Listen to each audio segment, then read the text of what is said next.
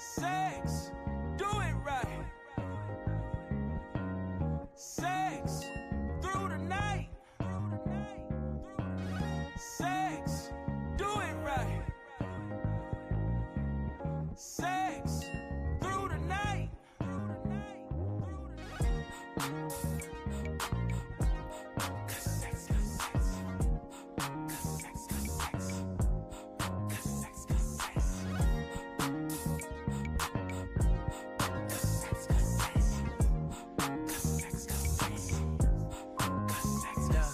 Sex is the only thing that matter nowadays. If you're looking for some women, there's a platter nowadays. Everybody BBL, ass is fatter nowadays. But it isn't God made, that don't matter these days, I got a strong addiction. Uncle tried to tell me too grown to listen. Itching for a nut, I'm prone to fix it.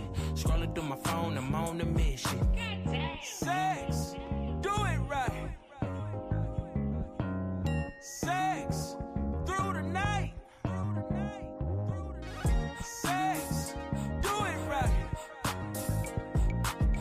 Sex, through the night. Looking out my window, it's some girls outside. So I grabbed my keys, I told her get in my ride. Looking for that good sex, cause it's been a long time.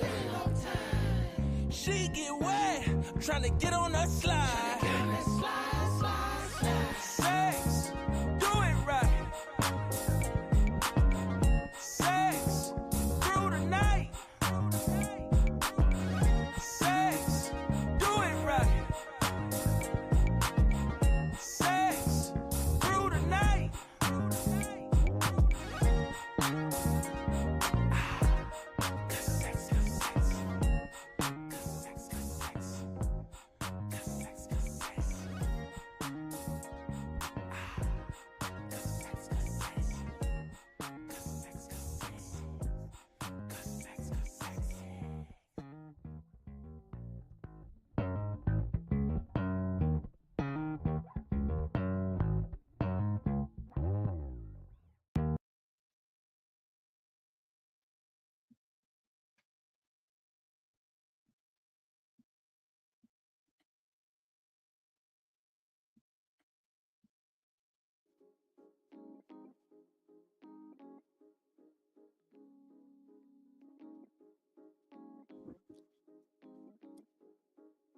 What is up, kids?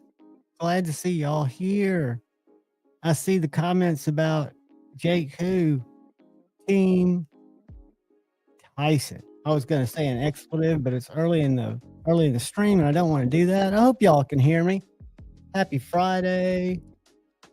I don't know if it's a fight tonight. I don't know if it's an exhibition. All I know is, did y'all see where Jake accidentally and purposely stepped on Tyson's toe and Tyson slapped the ever-living taste out of his mouth?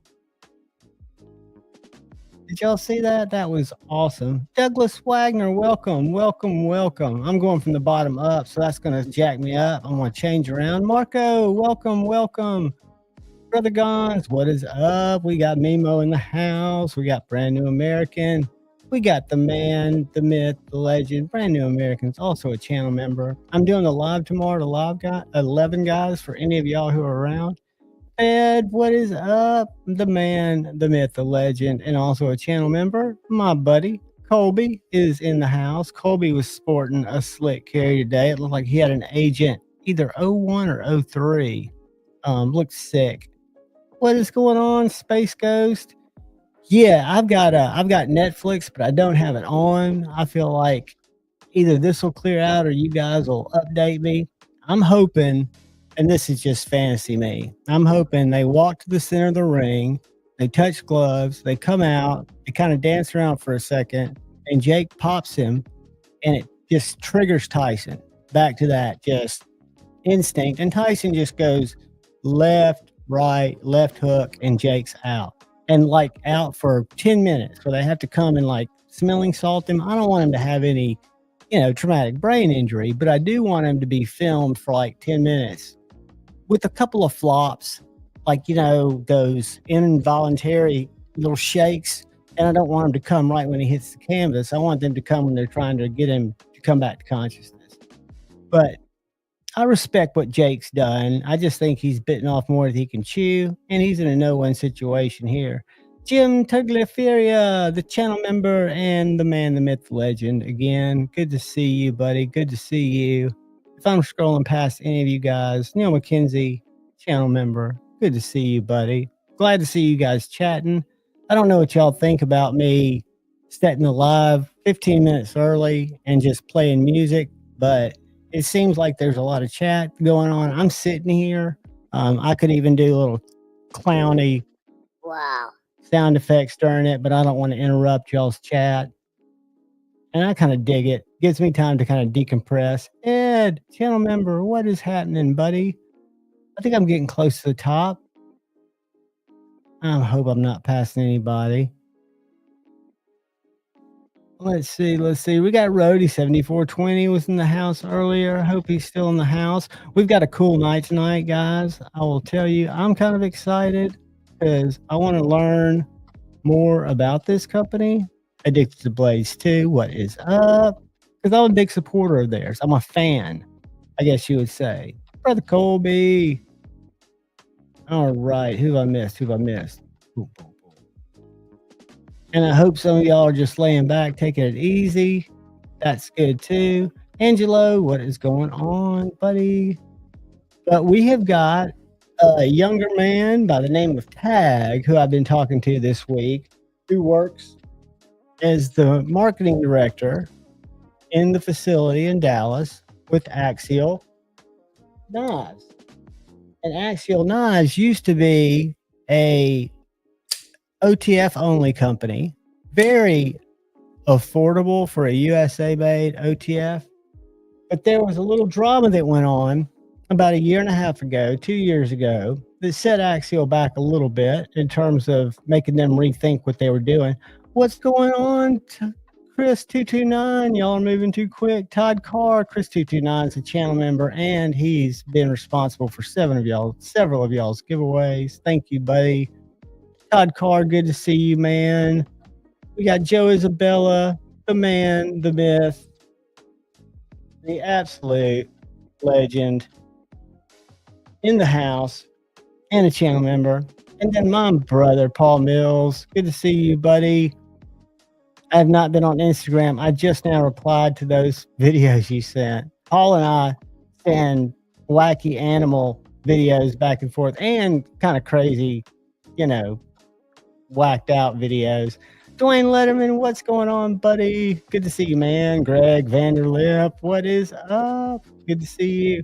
So Tag's going to come through, and he's even willing to talk about kind of what happened with the whole, I don't know if y'all were active in the community at the time, but Justin, OCD for EDC, had just happened into Smoky Mountain Knife Works and had wanted to see an Axial out the front. I don't think he'd handled one, and he'd just seen them on the website, and they were like, we don't have Axial knives, which kind of started, Justin's very much a community reporter and very good at it. He's uncovered and broken a lot of kind of interesting things, and he's kind of plugged in, but found out that several companies had just arbitrarily, and there are reasons, I'm sure, and I've heard reasons in the chats before when it first happened, but Tag will be able to speak some to that.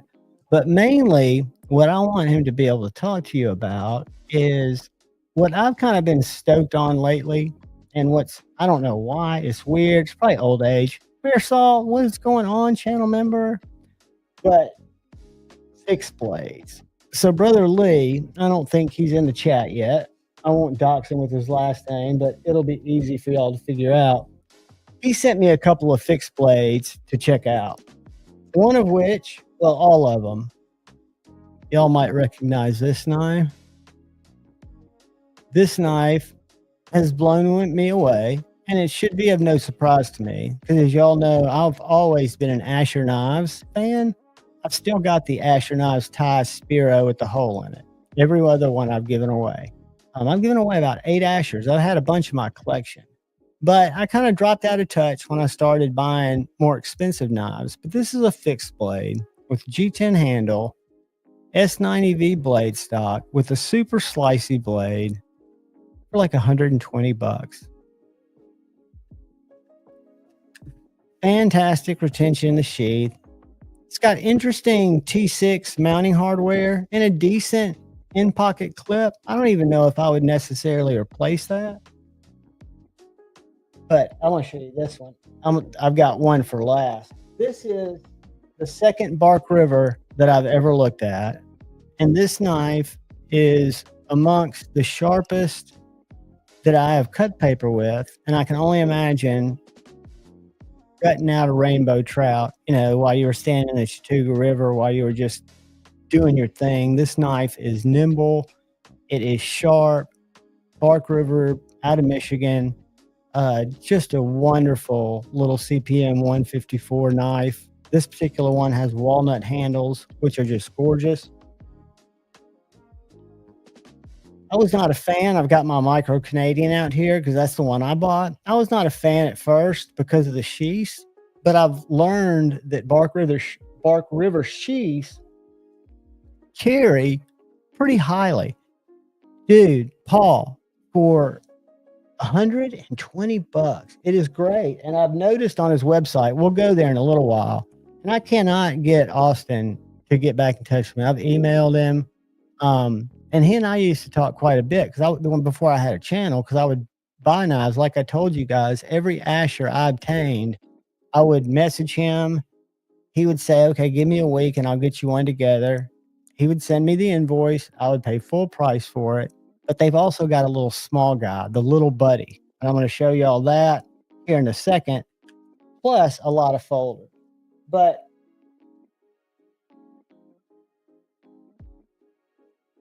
this right here, and this knife impressed me enough to reach out and call and talk to. I love the name of the company, Very Good Knife Company. Are y'all familiar with Very Good Knife Company?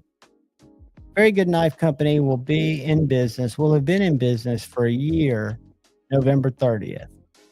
It's a husband and wife with 4 homeschooled kids, but the husband, Jacob, worked for about 12 years doing all the blade grinds for his dad, who had a knife company, still does.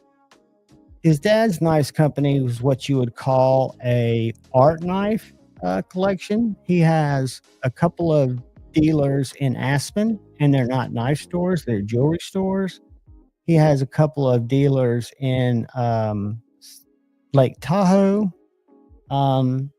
Probably has about 7 to 10 around the country, and his knives are in the tens of thousands of dollars. So dad and son kind of had a disagreement where son wanted to go out and make affordable knives. This particular knife, Lee was kind enough to send me, has one of the sickest hollow grinds I have experienced on a knife. This is called the Very Good Knife Company Tradition Junior. This little guy, I want to say, is in Nitro V. The box is not close. But what I want to show you guys is this thing is thick blade stock. Super deep hollow grind. And these grinds, both the plunge and that kind of swirly grind line at the top, where you've got the deeper hollow at the tip of the blade, a little bit less towards the bottom, is so slicey. Now, I will tell you, the Bark River bird and trout may be every bit as slicey. Let's try this new screen setup I've got. Let's see if it'll come to it. Hold on. My slicing screen.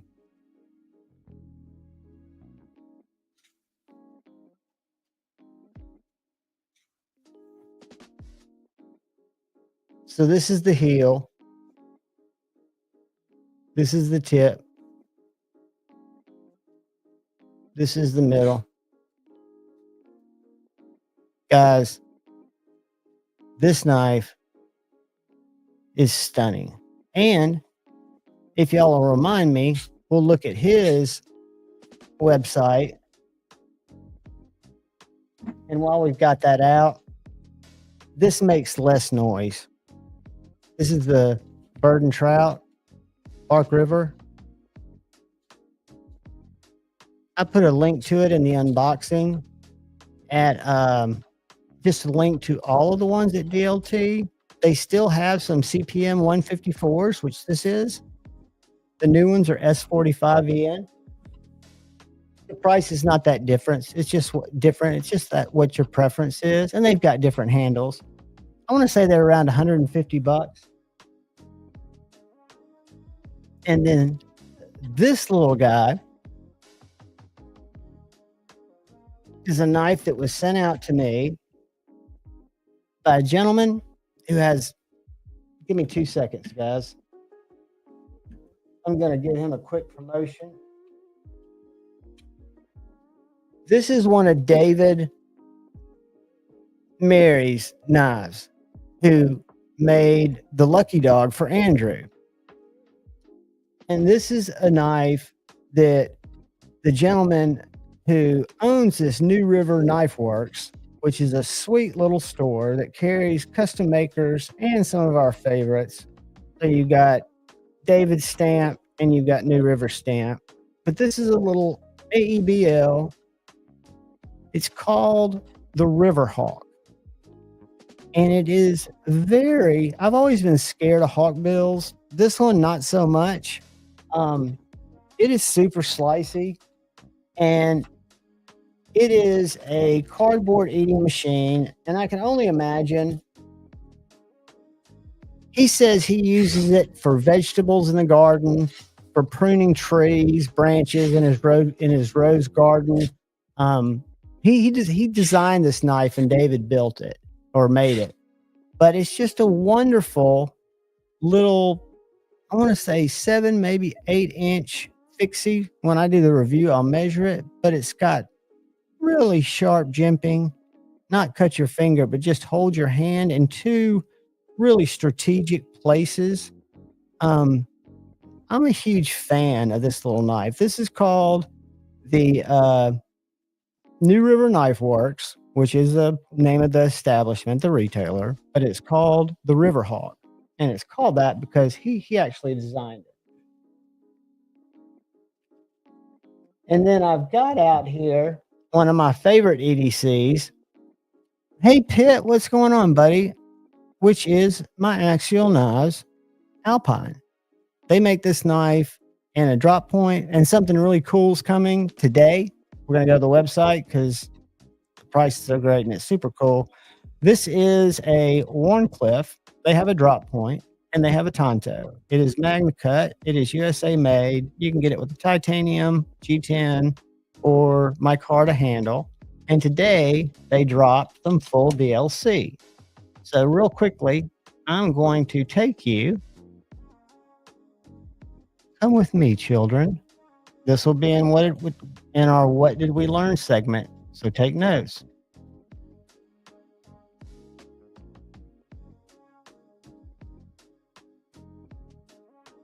$189.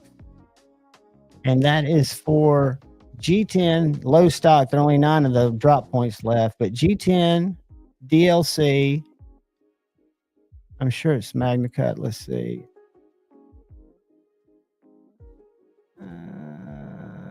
Yeah, Magna Cut. And then we've got Warncliffs, which I love the blade stake of this. There are 4 of these there, $189. And then there are, I love the Tanto too, 3 Tontos. So if any of you guys, and again, if any of you guys are interested in this knife, this is a knife that I love. I would recommend to my mom, to any of you guys, just because if you like a fixed blade, it's a nice one. I like the Warncliffe. I kind of want to add a drop point just because the handle to me is just very, very boondaba. And to be honest with you, the titanium is a little bit of overkill just because of the weight. But that happened today. It dropped today. And for me, that's a USA made fixed blade for under $200. I think that's a fair price. DLC coded. You know, Lord Needham, what is up, brother? Who have I missed coming in here? Have I missed any of you kids? But Tag will be here right around 9 o'clock in about 30 minutes and answer questions. Really, no holds barred.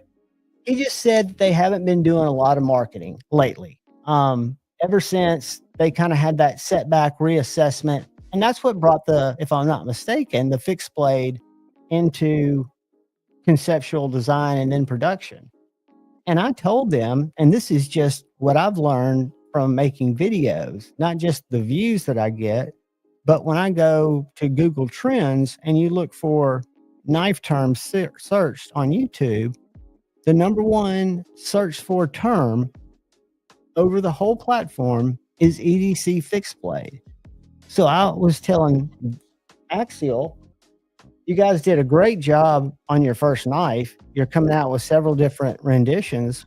Why don't you look at offering a few more fixed blades to go with your OTS?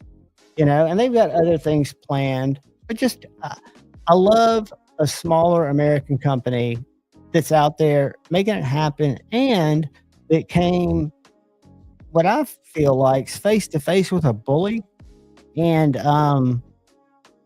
stepped back and kept making it happen in their own way, you know. And I want them to be successful, because I think it's kind of shitty for somebody to come in and, you know, kind of bully their dealers that have large amounts of inventory, not to carry another American. Oh, Pitt, anytime, buddy. Anytime, dude. We got more coming. Don't you worry. I've got to figure out. We're gonna have to do it a little bit more on the down low, which I'll still do it through videos, and because the more I'm learning about there's nothing wrong with doing giveaways to everybody. Everybody should have a fair chance. So even though I feel like members, I think that's why Metal Complex and guys like that use Patreon, which I have no desire. I'm not going to use it. Not interested in it. Also said YouTube. Paul Might, what is up, buddy? Also said YouTube upon entry, Javon. Okay, what did I miss upon entry? Guys, I hope you know that I never purposely ignore stuff. Javon, with the giveaway for last week. Oh, Paul, you're welcome, buddy. I hope you like that, man. I'm going to give away the other one tonight. And the caveat is, if you send your email address tonight, I'll send it out tomorrow. But it is going to be in a video that's going out tomorrow. I can show you the screen or the thumbnail, and my thumbnails suck. And I'm sorry, guys. I just use an app called Canva, and it's easy for me. And I'm not trying to lure people in, but this is going to be a video about the knives, the latest fixed blades to come into my rotation. 3 of them, Lee was nice enough to send in to let me check out. And then I had the one that, 2 that are David Mary designs. One of them that is the little Flissa, which is a great Amazon knife. And I actually cut a choil in this, or attempted to cut a choil in it. So this will be my my video tomorrow. These seem to, for some reason, A, they're fixed blades, and B, they're multiple knives. They seem to be so much more popular than just a video that talks about a knife. But I know that when somebody like me, when I was getting into the knife game, was thinking about buying a knife that I'd seen a couple of reviews on, I would search YouTube. So I don't mind if I hope I'm leaving a catalog that's got a lot of different knives that people one day, you know, might search for. Who knows? Mayor Salt, that is a compliment. I will take that as a compliment, because if you guys remember, if y'all were here in the early days of Javon Knife Flicks, before Javon had Pirate Ship, and he would have to box up knives, and he would have to go down to the UPS store because I don't go to my local post office. It's too chaotic for me. UPS store, I'd rather UPS it anyway. Plus, you can ship regular postage there if you want to. But I would be sitting here getting ready to do a Friday Night Flicks. Know I have a giveaway coming up. And I'd look over at the end table by the door, and there would be 8 boxes from the last 8 weeks. I have not, and I'm not going to hard use any of these knives, but I can tell you, Anthony, this is one for me personally. It would be a great, if I was still hunting, it would be a great trout knife. It would be exactly what it says, a great small game knife, a fantastic camp knife, not a hard use camp knife, but a great use for almost everything around the campsite. It is super slicey. So for an EDC blade, I think it would be wonderful. If it was up to me personally, I would love it to be a couple inches short. Just because I'm a sissy. It would be great in a pack. It would be great if you were going on a hike, but for everyday carry, it is right at 8 inches. So, for example,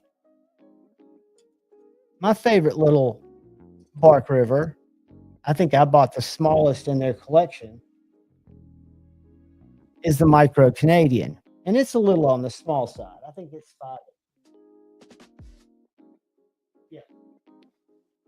So maybe a 6-inch version of this knife. This knife is designed amazingly well. I love the butt at the handle.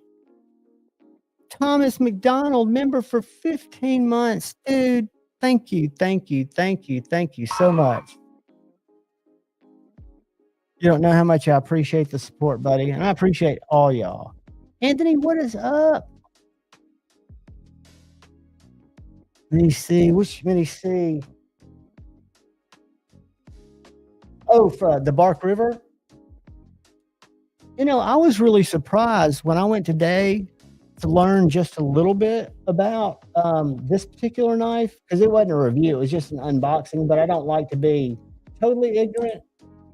I was surprised that they were not that terribly, I thought they were a lot more expensive, and maybe it's a small game, but if we go here to GLT, and I share the screen real quick, and then I'll get right back to it.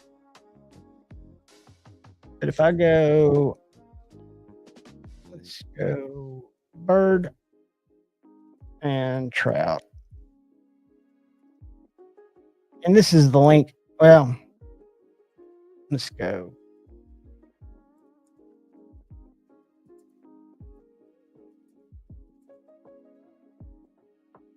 It pulls up a whole bunch.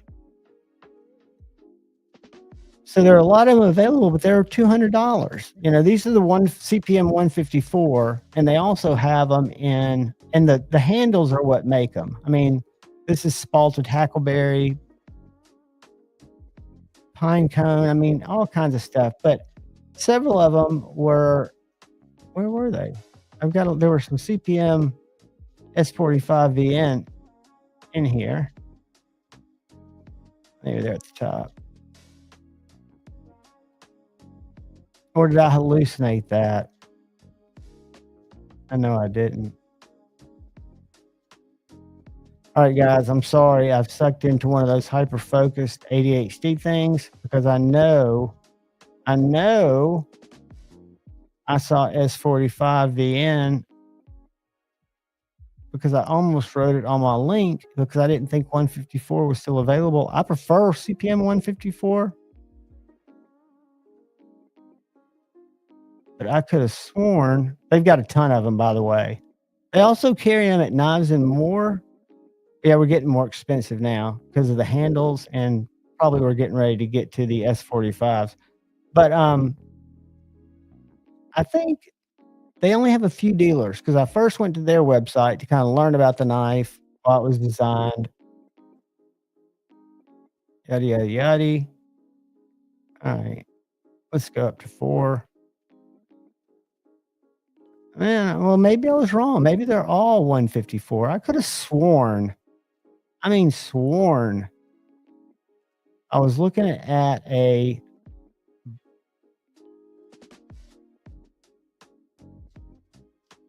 all right, damn it. Let's go Dark River, bird, trout, S45. Nope, I was wrong, guys. I was totally spacing it. I was just looking at something different. They're all 154. They're all beautiful. I mean, you can get them. They look like they start about 200 and why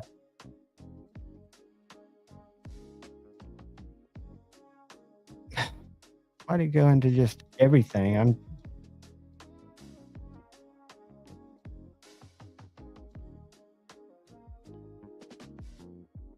I think they're right around 200 for an American made knife, which again makes the Axial look like a real winner. Price load high. Oh, that's a tops. That's not it. White River, small game. I've got that. That's a great knife. A little bit smaller than the bird and trout. Where's the Bark River? Here we go.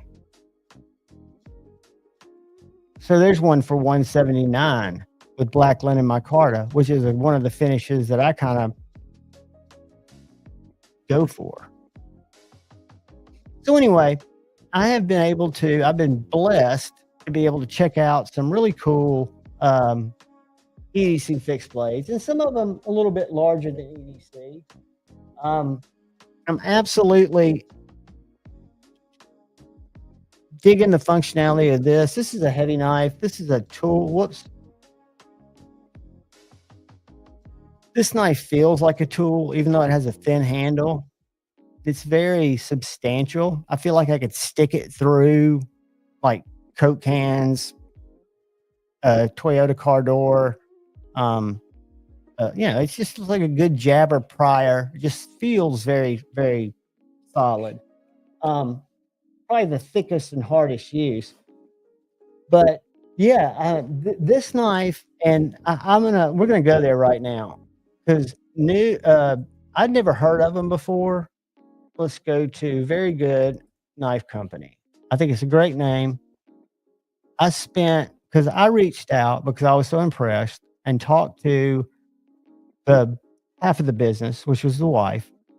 They only have this one knife, the Hawk, in stock. But you can do customs. You can just, you don't have to do customs. You can just call and request. That's a beautiful knife.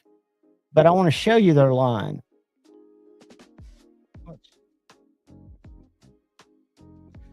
And then I want to show you this grind, because this guy is absolutely amazing. He does all of them by hand. So this is the Tradition Junior, the one I have. And the Tradition's a bigger one. But that grind to me is so sexy. It cuts so well. Nitro V or 80 CRV. They're very reasonably priced. Well under 200. Let's go the Tradition. I hope that's sharing with y'all. Yep. All right. So I like this little hollow ground Wasp, which is looks like my size knife. It is overall length 6.75 inches. We've got a guest, guys. I'm gonna stop sharing. And we've got brother Kyle Coonley in the house. Kyle, what is up, buddy? Not too much. How we doing? Man, we're doing good. You're here in time for you'll get to meet Tag, so you hang loose. Tag's going to join about 9 and come in and chat for a little bit about Axial and their fixed blades. Did you see those DLC ones I was just showing you? No, I didn't. Check this out. They just dropped these today. I'm late to the game because there are only a few left of each blade shape. But they're Magna Cut. They're made in the U.S. and they're selling them G10 handles, $189. And I'll show you the type knife they are. I don't know if you can see that. There we go. Now I can see it. Yeah. That's the drop point. Why did it go to 219? Why did it say from 189? Hold on a second. I think maybe if I go to my Carta, nope. So G10 is 189. So there's the Warncliffe. That's the one I've got, the blade shape. And it is, here's the Tonto. They are right at almost 7 inches long, 6.88 inches long. I like that one. Sorry, Yeah, I'm watching on YouTube, so my stream's a little bit behind. I'll talk slow, buddy. I won't. I'm about to switch over from my caffeine drinks to my sparkling sodas, so I'll be naturally slower. Let me get rid of my knives. Hold on a second. I don't know if you can see my screen, but we were talking our Hawkbill talk the other day.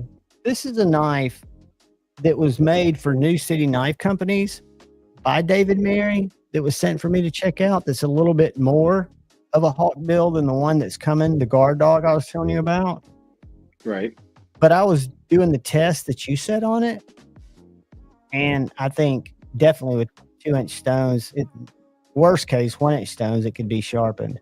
But what I noticed about these, and tell me if this is normal, buddy, it seems to have very little bevel. Now, this is the only one I've seen, so it almost seems like I'm not going to say zero bevel, but I wonder if there's an advantage to using a single, like a rod, as opposed to stone, since it's got, I don't know if you can see that. That won't make a difference. With the thinner the bevel is because of the blade stock and the height of the sharpening. So if is it a pretty thin blade stock? Well, it's very thin at the edge, right? So I'm going to say, I can't guess. I'm just going to tell you.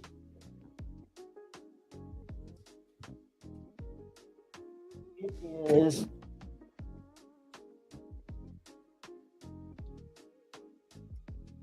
Yeah, it's 0.0845. Yeah, so that's why. So it's super thin.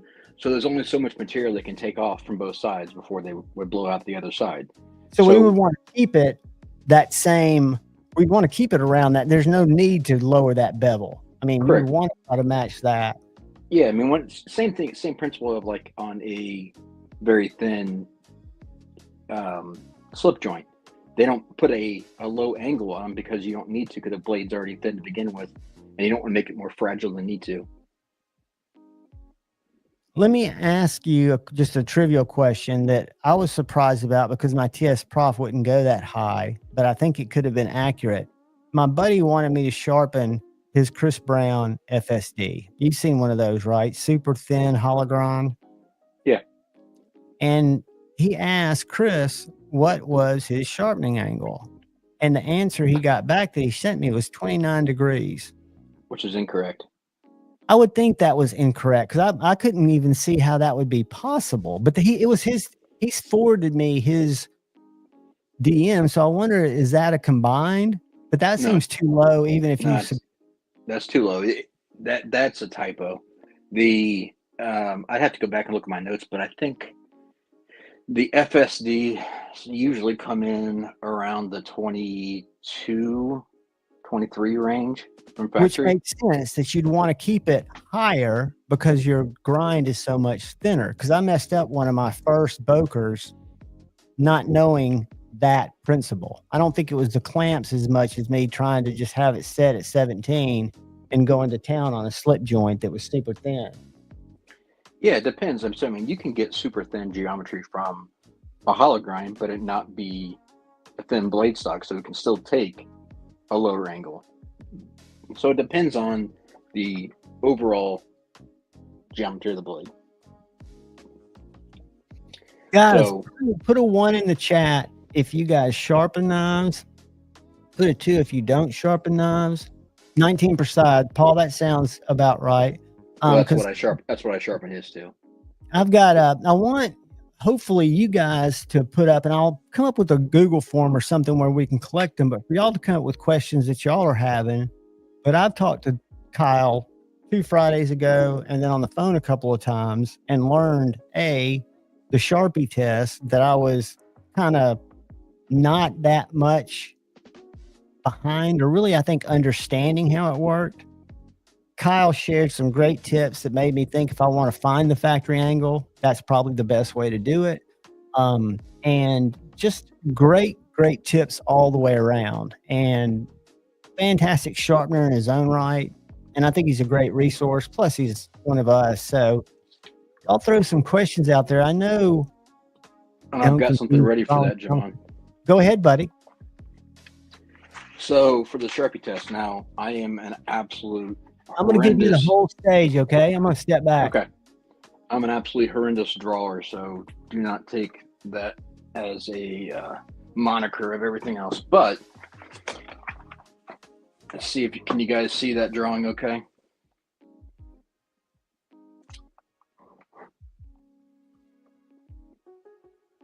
Is that too bright? Let's do this. Let's bring it up a little closer. Is that better? I can't see, so give me some feedback, Javon.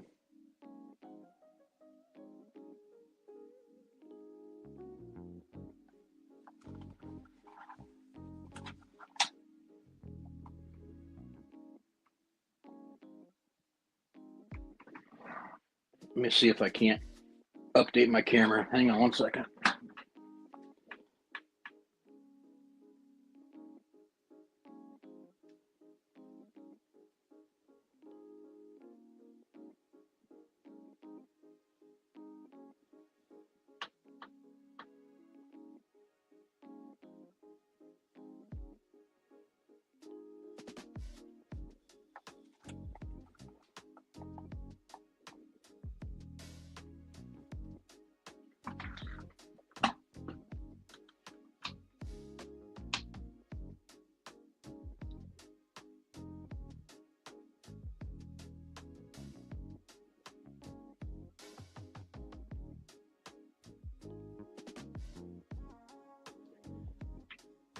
Mimo, shut up. The problem is I can't see feedback for 30 seconds until the YouTube stream shows it.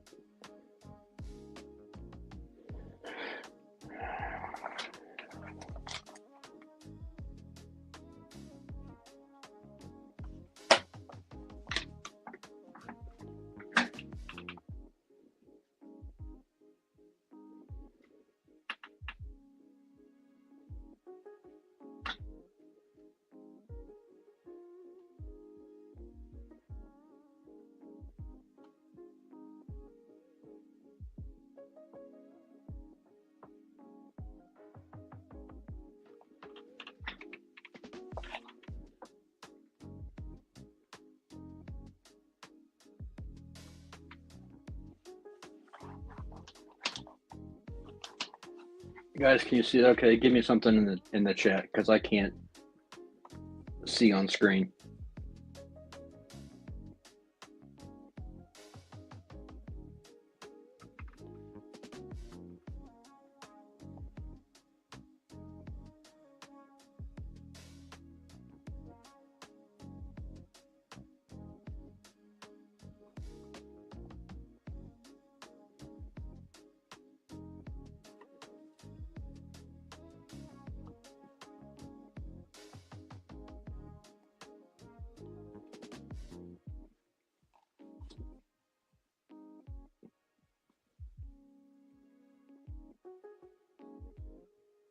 All right, never mind. I'm just going to do it with a knife.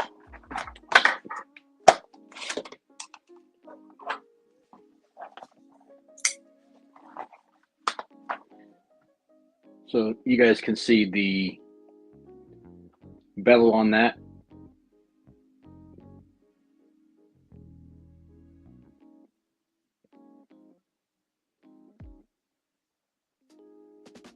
Okay, so the Sharpie test, what you're trying to do is you're going to take a large marker like this, run it across So you've got black covering the entire bevel. Then you're going to start off a little bit higher than what you think it is at from the factory. So if you think it's 22 to 23, start off at 25 because it's easier to take more off than to put it back on. So you would run your stone across it, and I would use a higher angle, and I would also use a finer grit stone, something like 1,000 grit or higher probably. Okay. Then once the stone starts to wipe off material, you're trying to get it to the point where it takes it from the top of the bevel all the way up closest to the spine, all the way down to the edge. If it is only taking material off at the bottom, then that means you have your angle's too high. You can lower it a little bit so that way you can start raising it up and getting the Sharpie off the top of the bevel. Why can't I get you biggest? I'm sorry. I'm sorry. I was trying to make you the biggest one, and when I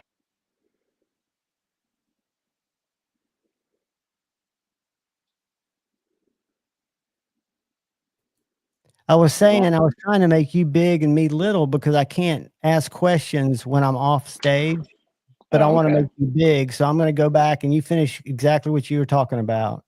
All right.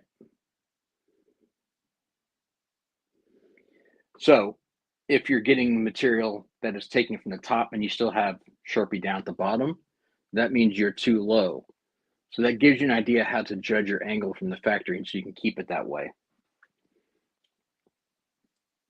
Does that make sense, guys?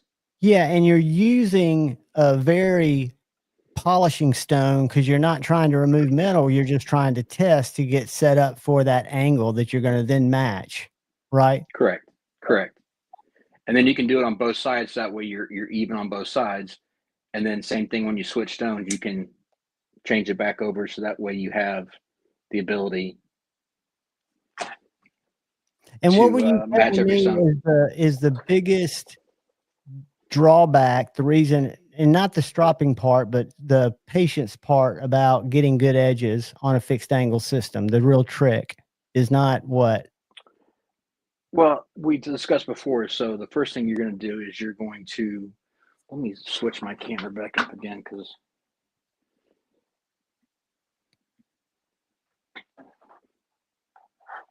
there we go. So the biggest thing is, I can't see. Does that look good, frame? Yep. Okay.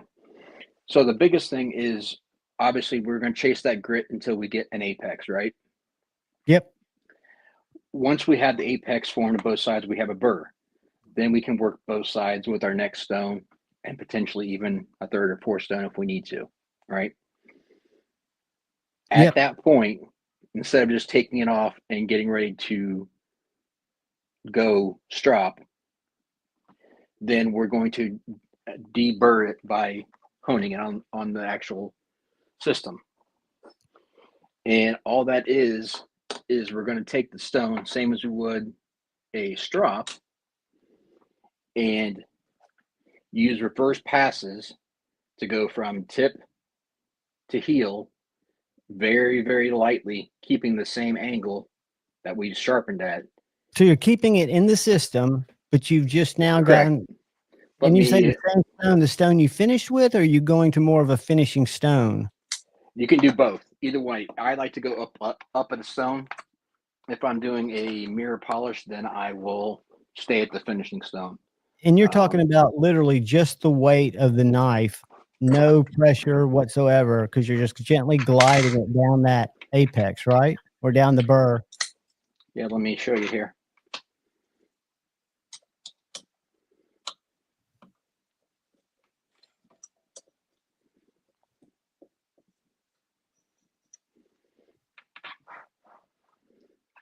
Is that in frame pretty well for you? Perfectly. Okay.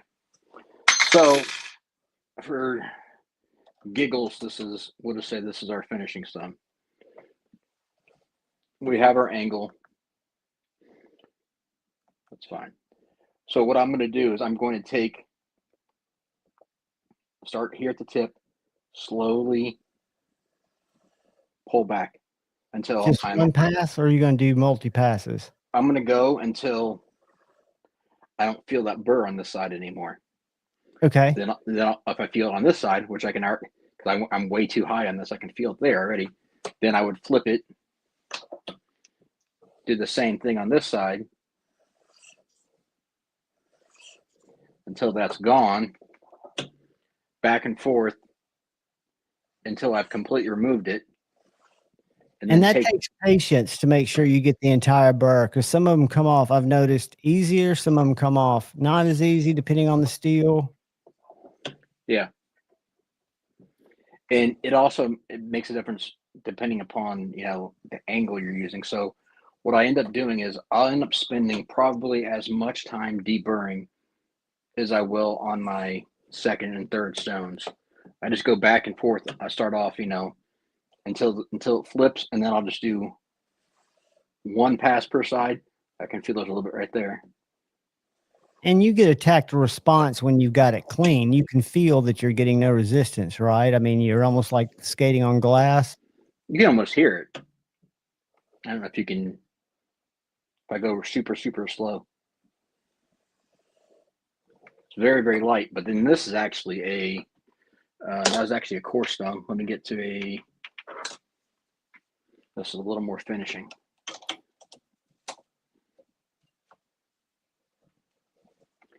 You should be able to hear a difference. It's almost nothing. Yeah, you hear very little resistance at all.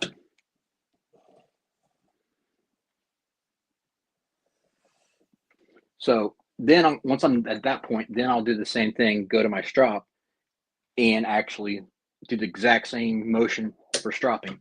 I go, obviously reverse pass, go tip to heel. You do that by hand, right? Because I don't use my strop on my TS Prof, even though I've got a couple of them. You can do it on here too. You can do whatever you want, either way. So like this one is an oak strop that is loaded up with stroppy stuff. And then I would do the same thing. I would go over here, tip to heel. Not changing your angle at all when you're stropping it. Nope. That pulled that right off. Paul, he might, if you hire him, he's definitely going to be my sharpening daddy. Yeah, that's completely off both sides. So we're good to go there. Did you struggle with tips early on, or did you keep your burrs pretty even from your heel to your tip? Like when I say struggle with your tips, it seems to me like even though I feel like I'm going the entire consistency of the length of the blade, it seems like my tip is the last thing to burr. And I say about the 3/4 of an inch of my tip where it starts curving. So what ends up happening is, depending upon the grind, so you have your taper. So like if you actually run your fingers, obviously not on the edge of the blade, but up from the behind it a little bit, as you feel, you can actually feel where it's thicker. So like right there, I can feel it thickening up on this knife. So at that point, that is going to be a little bit more material you have to remove to keep that same consistency all the way across. So that's why this takes a little bit longer. And sometimes the heel will take a little bit longer than the belly. I've noticed that. I've noticed that my this belly is the easiest part to get.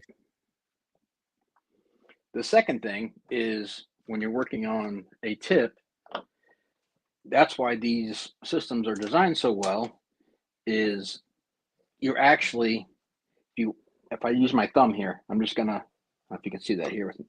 I'm just using my thumb to hold the end of the rod here.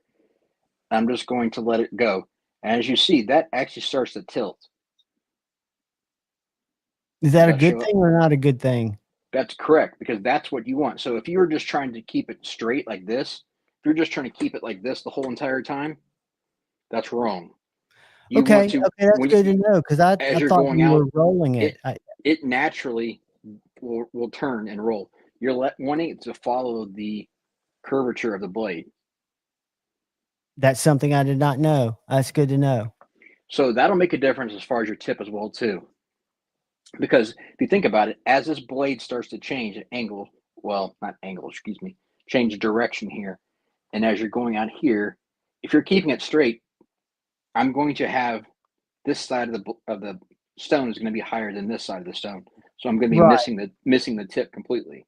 Right, and it's because of the radius in the arm. It looks like, in the way that it turns. Yeah, so this is completely free flowing, 360 all the way around. So if you let it follow the contour of the blade and actually turn, it'll make contact all the way across. But you never want to go more than halfway through your stone on your tip, right? Because that'll keep you from. Yeah, I like so the finger trick. Ideally, if you line up your stone so it's centered here, just use your rod, because that's basically halfway in between, as a guide for where it stops on the tip. Gotcha. And I always keep my finger there, so that way I can kind of tell.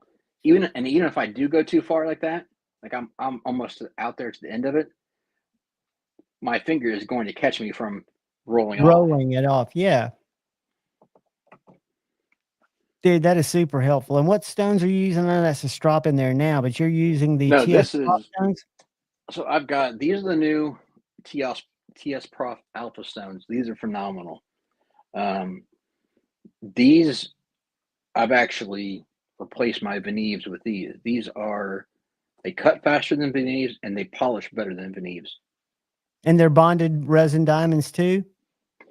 Yes, these are resin bonded diamonds. Yeah, I'm going to welcome in Tag, and y'all will get back to this shortly. Sure. Hang loose. Tag, what's going on, buddy? What's going on, guys? Welcome. Usually I give you the thumbs up to make sure you're ready, and I just kind of threw you into the grease. I did not mean to. No worries. We're all good. How y'all doing? Guys, we're doing well. Guys, this is Tag Johnson. He is the sales marketing director over at Axial Knives. And y'all were Axial Gear, and you changed the name, I guess, formally. I noticed the logo changed. Yeah, just a little rebrand, a little mini rebrand. The gear wasn't really the main focus, so. Well, you're very low on DLCs. We were browsing the site.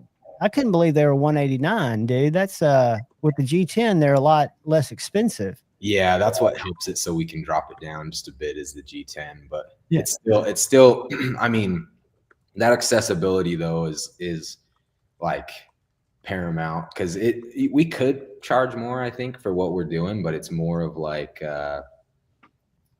what we feel like we're still winning. We might as well help everybody. Yeah, get a good deal on a good knife. So, yeah. Well, I think that's what makes y'all a leader, I think, in value for sure as a USA manufacturer, but it's also brought some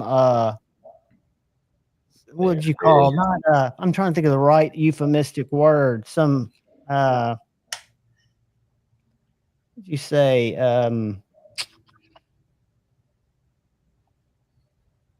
can't think of the euphemistic word. It's almost like someone felt maybe threatened by what you were bringing to market and the way that the market was receiving what y'all were doing. I mean, for sure. That's part of our story, no doubt. I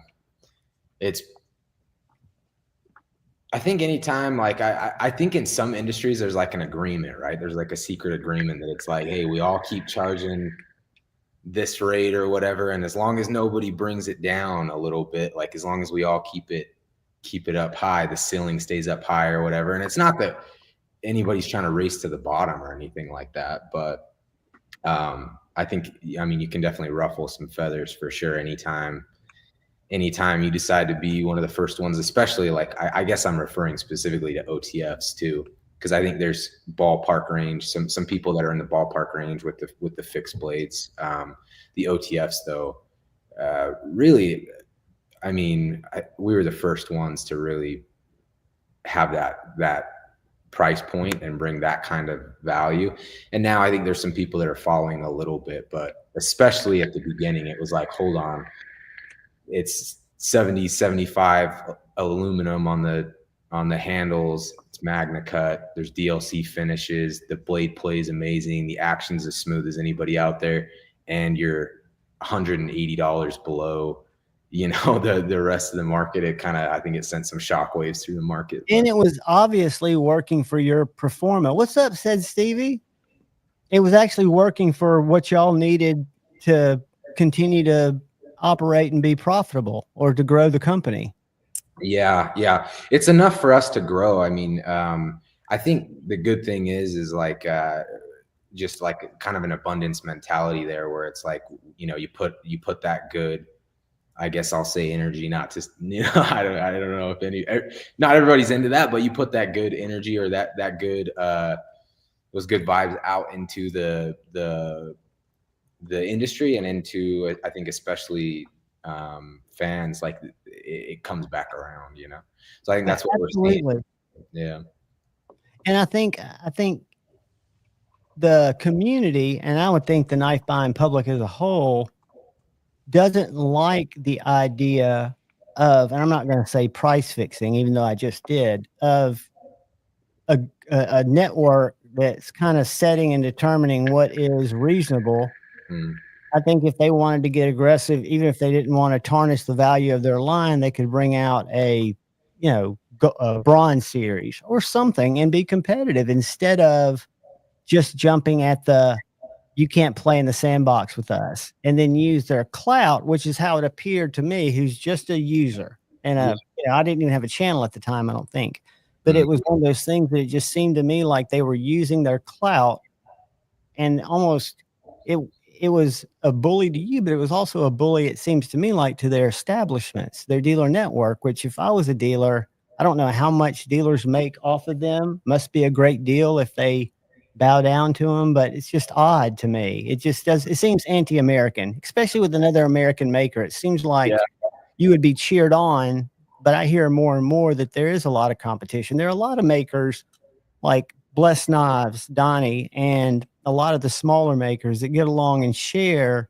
best practices to help each other get better, right? I mean, they're working, competing for the same dollar essentially, but they don't look at it that way. Yeah. They look at how can we bring the game up? And I think there's a lot to be said for that. 100%. I can give a good example of that. Actually, like there's certain brands that are just super supportive in that way. Like Hawk Knives, for example. They've always been super kind, super supportive, and had that mentality where it's like there's room for everybody. Like you said, I mean, we're in the US, you know, we're all in the US here. But there's enough room for all of us to grow together, support each other together. We're on the same team in a sense. And some companies, I think, give off that sort of vibe, and there's others that are the exact opposite. Of course, there's litigious, you know, they're just can't, you know, just looking for ways to sue and I guess kind of pick a fight. So yeah, I mean, to each their own. And I don't think it helps anybody. I think they do it because they've done it for so long. And I think a lot of these things, at least to me, and I'm a novice, but go unnoticed to a lot of people unless it becomes the way that I found out about the situation with Axial was my buddy OCD for EDC, who has a channel and is also an inventor and makes some really cool stuff for Spyderco's. He had gone into SMKW and just asked. He was on vacation over there and said, "Hey, I would like to see." And they were like, "Well," and he was like, "Well, I saw it on your website last week." And they kind of told him more than they should have. And he came back and immediately did a live or made a video about, because the community doesn't, we want to see all USA manufacturers strive. And I think rising tides lift all boats, right? I think to try to hurt this guy or that guy is non-productive, and it looks bad. Yeah, I'm with you there. That's our mentality with it. I think, I mean, overall, like just manufacturing and everything else in the US, it's hard enough to succeed without, you know, trying to, I'll stick a knife in the back of your neighbor. You know, it's hard enough to succeed without that kind of. Yeah, you don't want to get into the the legalities of this, that, and the other, and even have to think about it, much less invest in it. Sure. If you're trying to make a company from Yeah. nothing, which it seems Yeah. like you all were and still are doing very successfully. Yeah. Yeah. I mean, that's the thing too, with like, I think manufacturing in the US is tough. Manufacturing OTFs in the US, Good for you, Eddie. I mean, there's like the processes, and to get everything within, you know, 2,000ths of an inch and their correct tolerances, and create a quality knife, like start to finish. It's the most complicated knife. I mean, there might be something out there that I'm not aware of, but as far as like what I've been around, there is nothing with more processes that have to go correctly for everything to fit right, to function correctly, and to produce a high quality knife. And especially in the US, to pay everybody fair wages and deal with OSHA and deal with all the different things that you have to deal with. I worked in the cabinet industry. I was a vice president of marketing, and I was trying to tell these guys, $3,000 a month just to have our chemicals from our finishing department properly picked up by Safety Clean and carted off each month for disposal. Yeah. And then you get your tags that you'd have to turn in. I mean, they don't make it easy to make business. Can you see the quotes, the super chats or the chats that I'm putting up?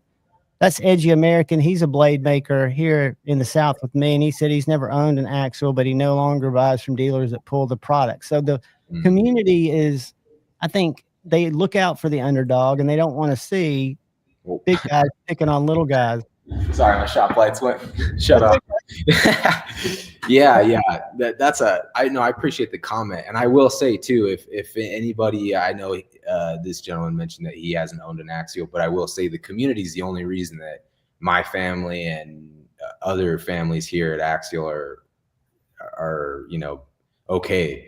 Because once it caught wind, like you said, it almost had a reverse effect a little bit, where people, I mean, some people say any PR is good PR, and could be argued, but I think like in this particular case, the community really rallied behind us and supported us once they, you know, heard what went on. And although we didn't really say anything, we didn't complain, we're not victims, you know, you can do whatever you want, but we just picked ourselves up and did our best, and everyone was very supportive within the community. A very cool community in that way. Not all communities, there's some communities out there that are just cannibalizing themselves. I've marketed in some where it's like, you guys, we're trying to grow, we're trying to support each other. Why are we, they don't want new people to get into it, you know? Because they feel like they can only grow at the expense of market share that already exists. They don't realize that the first YouTuber, she's a female, but she's got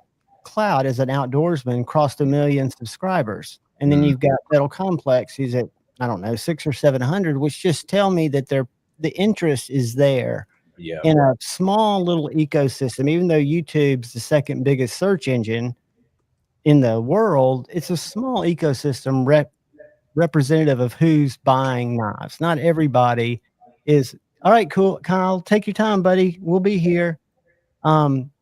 So I think the fact that American companies and American families, and I don't know how big Axial is, and that's not my business, but I know that you guys are doing it right. And that means a lot, I think, to the community to know that when they support a small company or a company in general, that it does make a difference to the people that work there. And when we buy, because I buy both, there are a lot of guys that are American, and God bless them. And then there are people like me who are trying to buy more American now, but I do have a collection that spans both.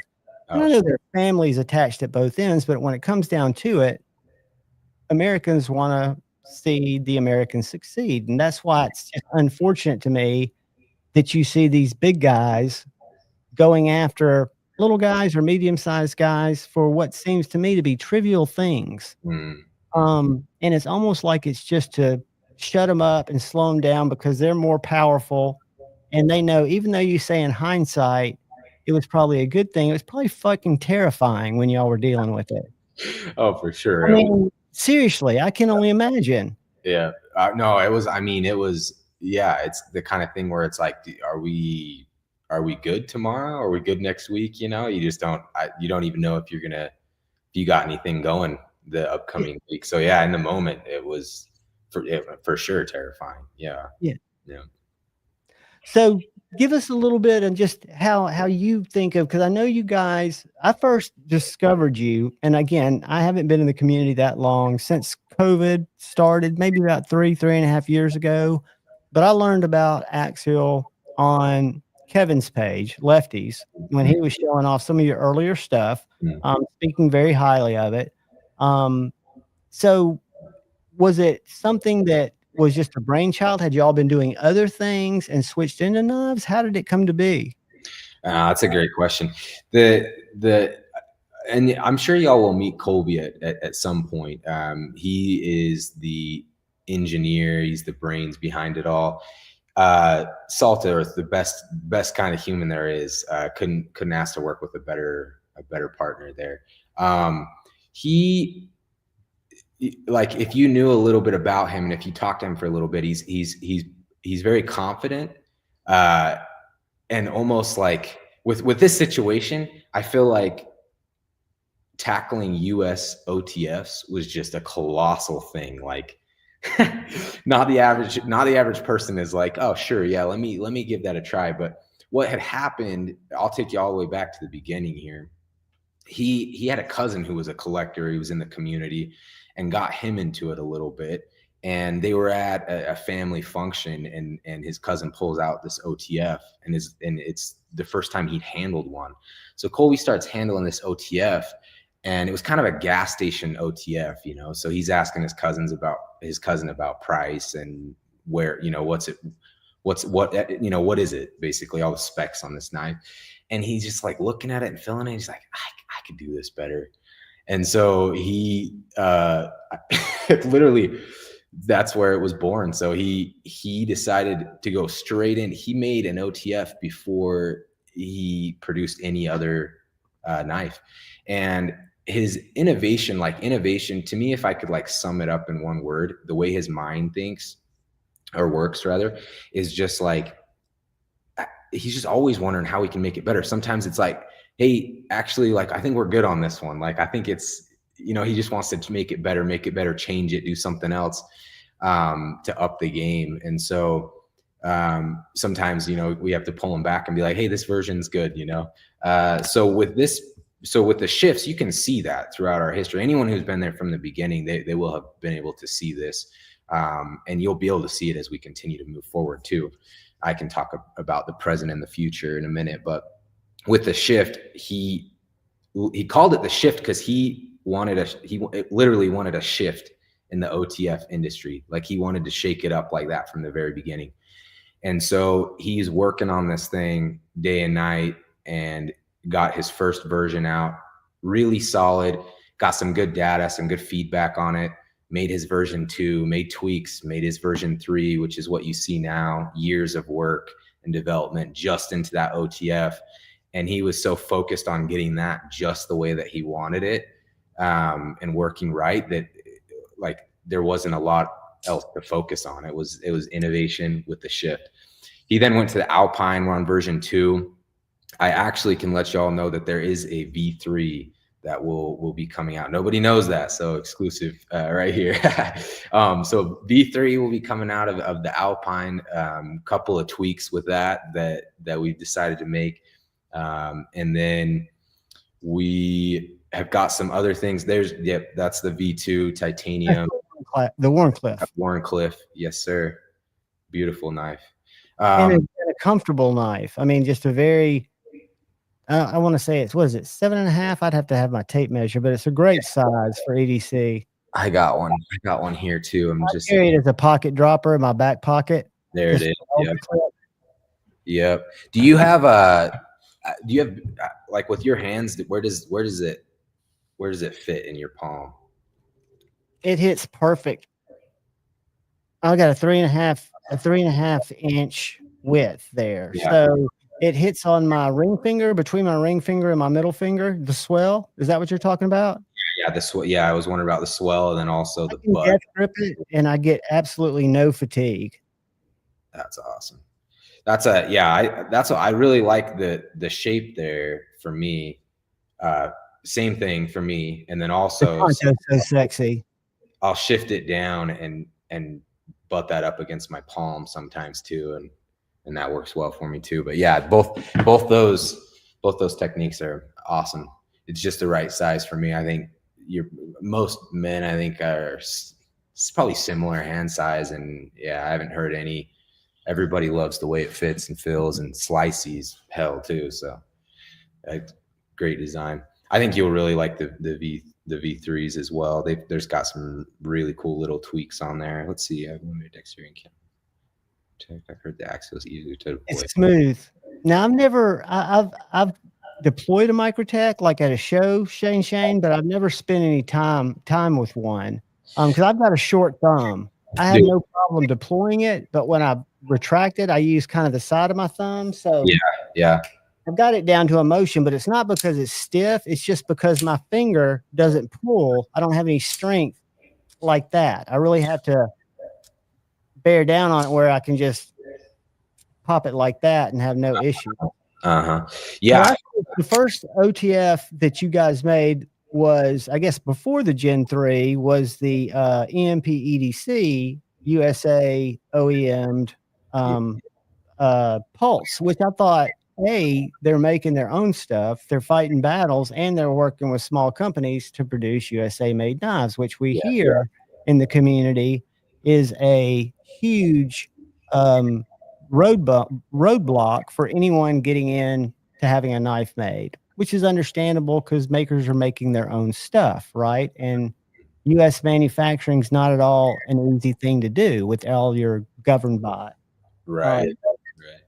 But I thought that was really cool that you did that run, and you guys still work together, don't you? Yeah. He's actually got there's a lot of people that are fans of, I mean, I love his work. He makes some really, really cool stuff.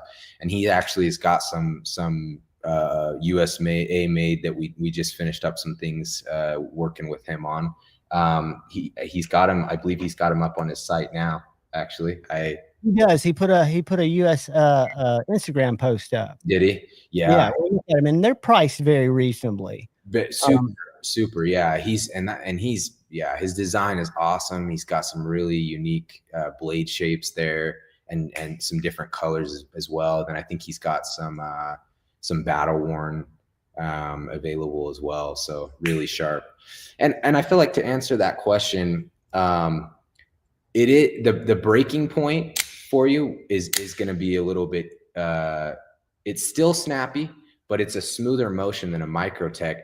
I think that, this circles back around to our conversation of what we've been talking about, where we're so strong direct to consumer as a result of being forced out of a lot of these dealers, which is great. But the one thing that really just bums me out there is that people can't feel it. Because when they feel it, they're like, hold on a second. Like when we go to shows or anything like that, it's one of my favorite things. I list out I start in a particular order just because I like to see people's faces when I tell them price at the very end. So I'll list out usually like the normal pitch is like, yeah, we got this knife, Magna Cut, DLC finish, titanium components, and I let them fill it.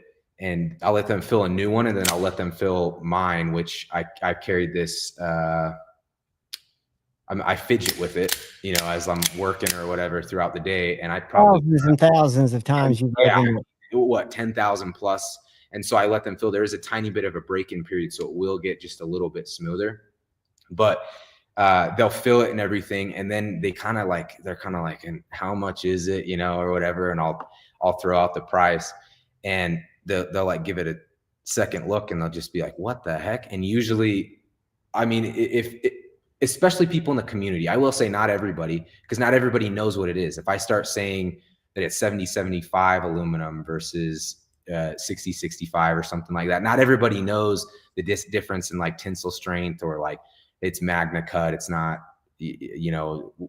right, and the cost of the component. Not everybody knows that, and so we're not everybody's cup of tea as far as like, if you're looking for gas station OTF, that's not us.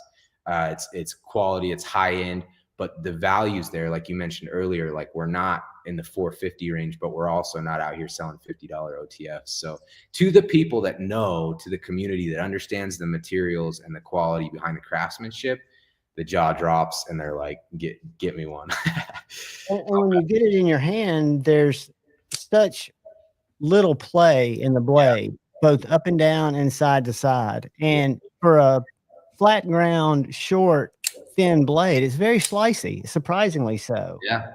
And I can only imagine the Warncliffe, because I know that's one of the reviewer, Tri-State's huge into Warncliffes, and I think you reviewed one of your Warncliffes early on. And then you do one with a G10 insert, right? Yes, yes, sir. Yep. There's some inlay options that we have available. We haven't had them in a minute. We sold out of them so fast. People are big fans, and we've had a hard time keeping things in stock. Both, you know, for the reason that it's basically been only direct to consumer. So, and we've been growing quick, and then also just the quality control that we have is just a high level of quality control. And so each of the steps, like we'd rather go slow and hit our marks, you know, than just rip through something and sacrifice, like I mentioned earlier, like the tolerances that you're talking about. You know, we're talking about 2007 inch. You know, we could easily go to 3 or 4 or 5,007 inch and pump them out much quicker. Everything would be faster. It would be cheaper in many ways. And that's just not the goal. We just can't. That's not the way he thinks. His brain works. It's not. He can't do it. Right, this is Axial Knives. They do a killer line of USA made OTFs and USA made fixed blades, EDC fixed blades. And I think you're in Dallas, right? We're not. We're actually out of Utah. We're out of Springville, Utah. Okay, how did I think Dallas? Why did I think Dallas? Because I'm an idiot. Just say. No, I'm not sure. I'm trying to think if we would have an affiliation there at all, but I don't think so. Probably not. I mean, I just make up stuff. People that watch know that it's liable for me just to go down a rabbit hole that's totally wrong at any given time. Hey, I'm right there with you. Let's see how the DLCs are selling, because I was surprised. I don't know how many y'all dropped, but there weren't that many left. I haven't actually looked in a second. So the drop points, there are 9 of them, and they're 219, right? Let me. Well, I thought they were 189, but it shows 219 on the site because the others are 189. Let me look at that. Yeah, the Stonewash. The Stonewash is 189. That's what it is. Let's see. I bet the others are sold out. That's a bit exactly what it was because I didn't pull the finish. Yeah, the DLC is 219. There you go. That's what I wasn't, because I was thinking that DLC looks kind of light. I'm an idiot. yeah. The Stonewash G10 189, and then it goes up from there. And guys, I love the out the fronts, but I'm a fixed blade junkie. And this is a sweet one. So that's the DLC G10 black, or you can get it. There are 9 of those, or you can get it in Stonewash for 189. And then there is the Warncliffe, which is the style I got, which in DLC there are 9 left at 219. And then the final one, which is very sexy, is the Tonto. And these are Magna Cut. Yeah. Made in Utah, I guess, right? Yes, sir. Yep. Just sweet stuff. And they've been doing them, like you said, you've got Gen 3 coming. Yes, sir. Yep. And I know for a while y'all had, and I'm sure they sold out quick, the inlays. The handle had the different inlays. I saw Stasa do a review on those. That was pretty cool. It is, yeah. Those magnetic inlays, you can pop those in and out and give it a little bit of character. But yeah, we sold out quick of those and even the inlays. So just in the process of readjusting there and getting some more back in stock for everybody. But and you do micarta as well, right? Yep, micarta as well. That's some of my personal favorite. Actually, it looked like yours was micarta, because that's one of my favorite materials too. It's light and it just feels good in the hand. It's soft. It's organic feeling. Yep.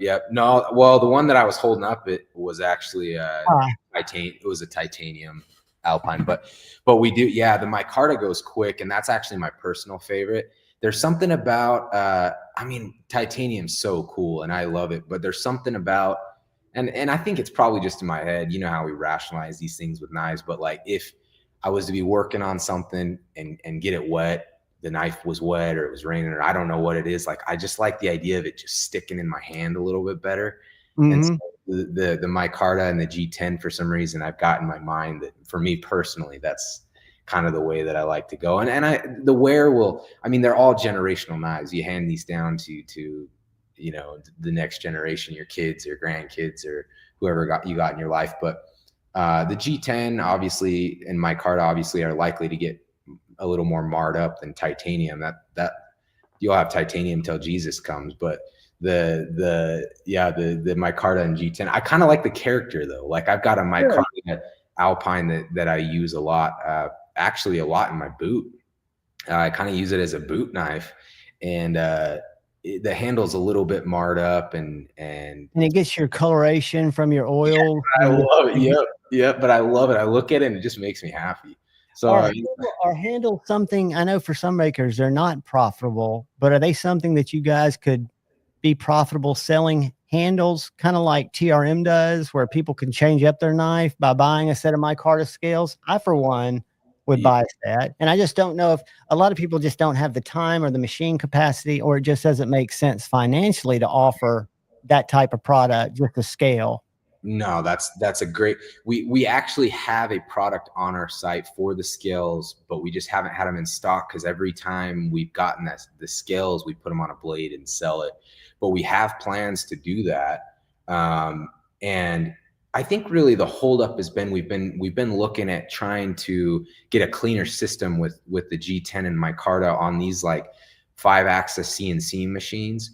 It's very messy. It's quite dirty, and oftentimes they call it a kill machine because once you start running those things on these machines, it's like, I mean, gums them up. Yeah, gums them all up, and it's like, you know, you got a couple 2 years, a year and a half on that machine before you need another $100,000 machine. And so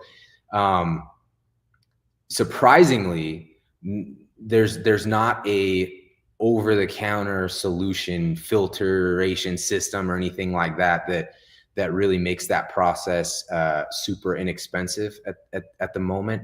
It's extremely inexpensive if you're overseas, but here in the US it's expensive.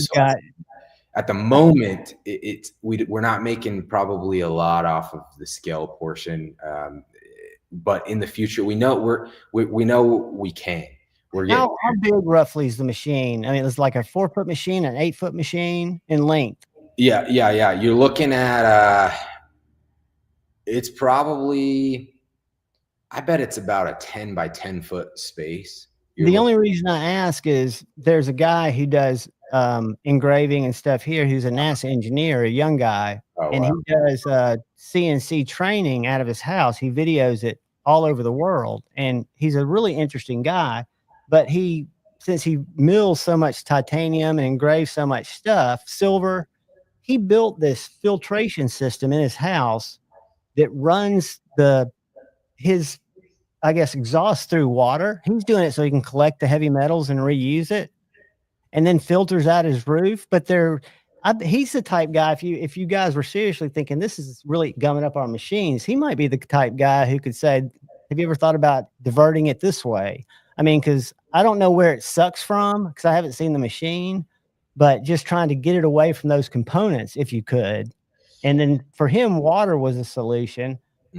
He started selling those machines because people are able to reclaim like 40% of their whatever they're grinding, right? So, and then resmelt it, I guess. That's exactly it. Yeah, that's exactly it. I think that's the ticket right there. If you could prolong the life of the machine and reuse the materials, yeah, that guy sounds like a genius. You might have to connect us over there. Maybe he could give us some tips or something. Oh, dude, he's super nice. He's super nice. Oh, I'm sorry. It's Tag from Axial Knives, and if I take the things down, it's Tag Johnson. He's the sales and marketing director for Axial Knives, who makes both these fixed blades, and I'm getting ready to show you a very good knife company knife because I talked to the better half, his missus, today, just because a buddy of mine who's a channel subscriber sent this for me to look at. Oof. Look at that grind. It Oh, is I love super, super thin hollow grind. Uh-huh. And he makes all of these in-house. And he's only been doing Very Good Knife Company. It'll be a year, November 30th. But 10 years, a little bit over prior, he worked for his dad, who did art knives, where he sells them in Telluride, Vail, some of these markets where they're not even in knife stores. They're in jewelry stores. So you can only imagine what their prices are. So they're exorbitantly priced. Mm. But he wanted to come up with a everyday affordable knife, and he makes these out of either 80 CRV or Nitro V. And just the grinds to me were stunning. Again, I haven't done the review. I just did the unboxing. But out of the 3 that Lee sent me, which are all very cool, that's the one just made me go, wow, that's some talent. Joe, it's got some super sweet lines. I'm gonna have to check that out. Was it Very Good Knife Company? Very Good Knife Company. I'll pull them up real quick. I had them pulled up earlier because we were looking at some of their other knives. Yeah, let's take a look. That's very clean.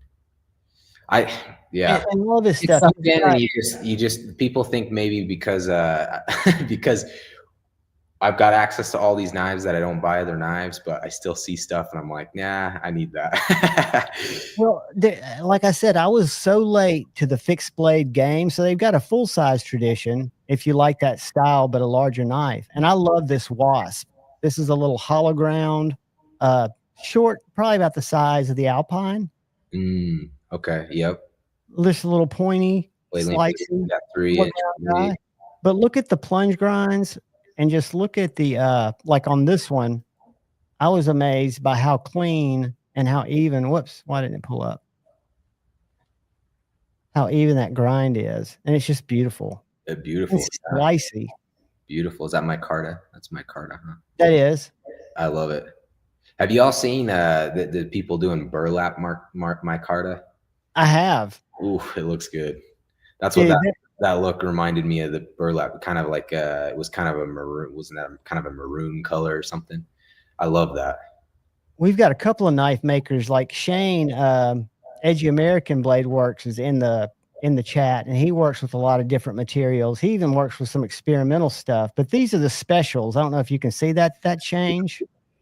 Yep. Oh, I like that one in the middle. So a lot of these are the more left there. The one that I've got that Lee has is has a carbon fiber handle, but just the different blade shapes and just the cleanness of the blades to me are just stunning.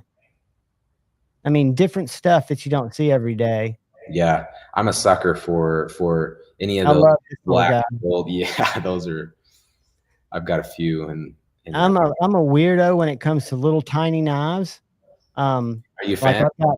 I'm a huge fan. I've got 3 of the little chickadees. The chat gives me a huge grief about it, about my chickadee infatuation, because they're not cheap. I mean, they're like $270 knives and they're 5 inches and they're simple. So when you look at the price of your knife at $189 or at $219 in DLC in Magnet Cut, what I'm getting ready to show you is a very well-made knife, but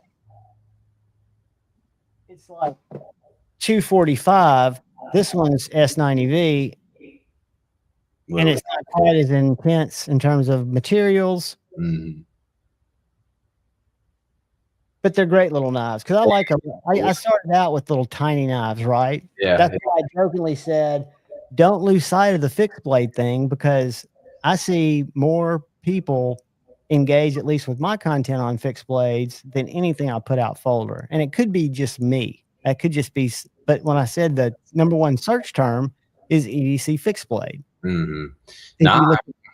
That's your tribe. And if that's what floats your boat, my dad's, he's more into guns than knives, but he's got, I mean, who knows, 20, 30 handguns and not a single full-size handgun. And I'm always like, what do you do? Like, you can't have 35 handguns and not have one single full-size handgun. So I keep trying to convince him to do it. And I feel like he'll be like you, he'll do it. and he'll be like, oh, wait a minute, I need these too. And He loves the micros. See, I love micros too. Yeah. Oh, sorry, shop lights. That's okay. You're on timer. Yeah, keep timing out on me. So share some other cool stuff, because I know you were gonna. I don't want to keep you too long. You're welcome to stay as long as you want, but I want to make sure you let everybody know what Axial's got on the horizon. Besides the fact that you're still continuing to release knives, and you're going to stay on the version 3, or you said you got the Alpine's going to get an update. Yep. The shift's going to stay in its current iteration with maybe just some different finishes, because I know you released some finishes a couple of weeks ago, some different colors. Yep. So we've got the I'm really trying to convince Colby to stick with version 3. He's really happy with it after all these years of working on the shift, and so I think he's finally satisfied that he can put that out there, and that is the best version of the shift that we can possibly produce, best value. The Alpines are getting a version 3, a little bit of an update there. We're working on some updates with some of our little tools as well, pry bar and things. And then as far as the other things that we have just around the corner, there's not too much I can say, because we're working on we're working the details out. I'll just say that. Yeah, this is just an idea that y'all are kicking around. Yeah. Well, we've got little further than that. We're a little further than that. It's gonna be, I think we've got a couple things around the corner that are really gonna take us from, they talk about in business like the chasm, from jumping from a small business to like medium size or whatever else. I think there's a lot of people that have supported us, and I think we've got our name out there and everything. I think this is going to help us jump that chasm, though. We've got some stuff in the works. Hopefully you'll see next year that's going to shake up the whole industry as much as our original shift did. So we're really excited for next year. We've been staging and prepping basically for next year, for all of this year, really just getting everything right.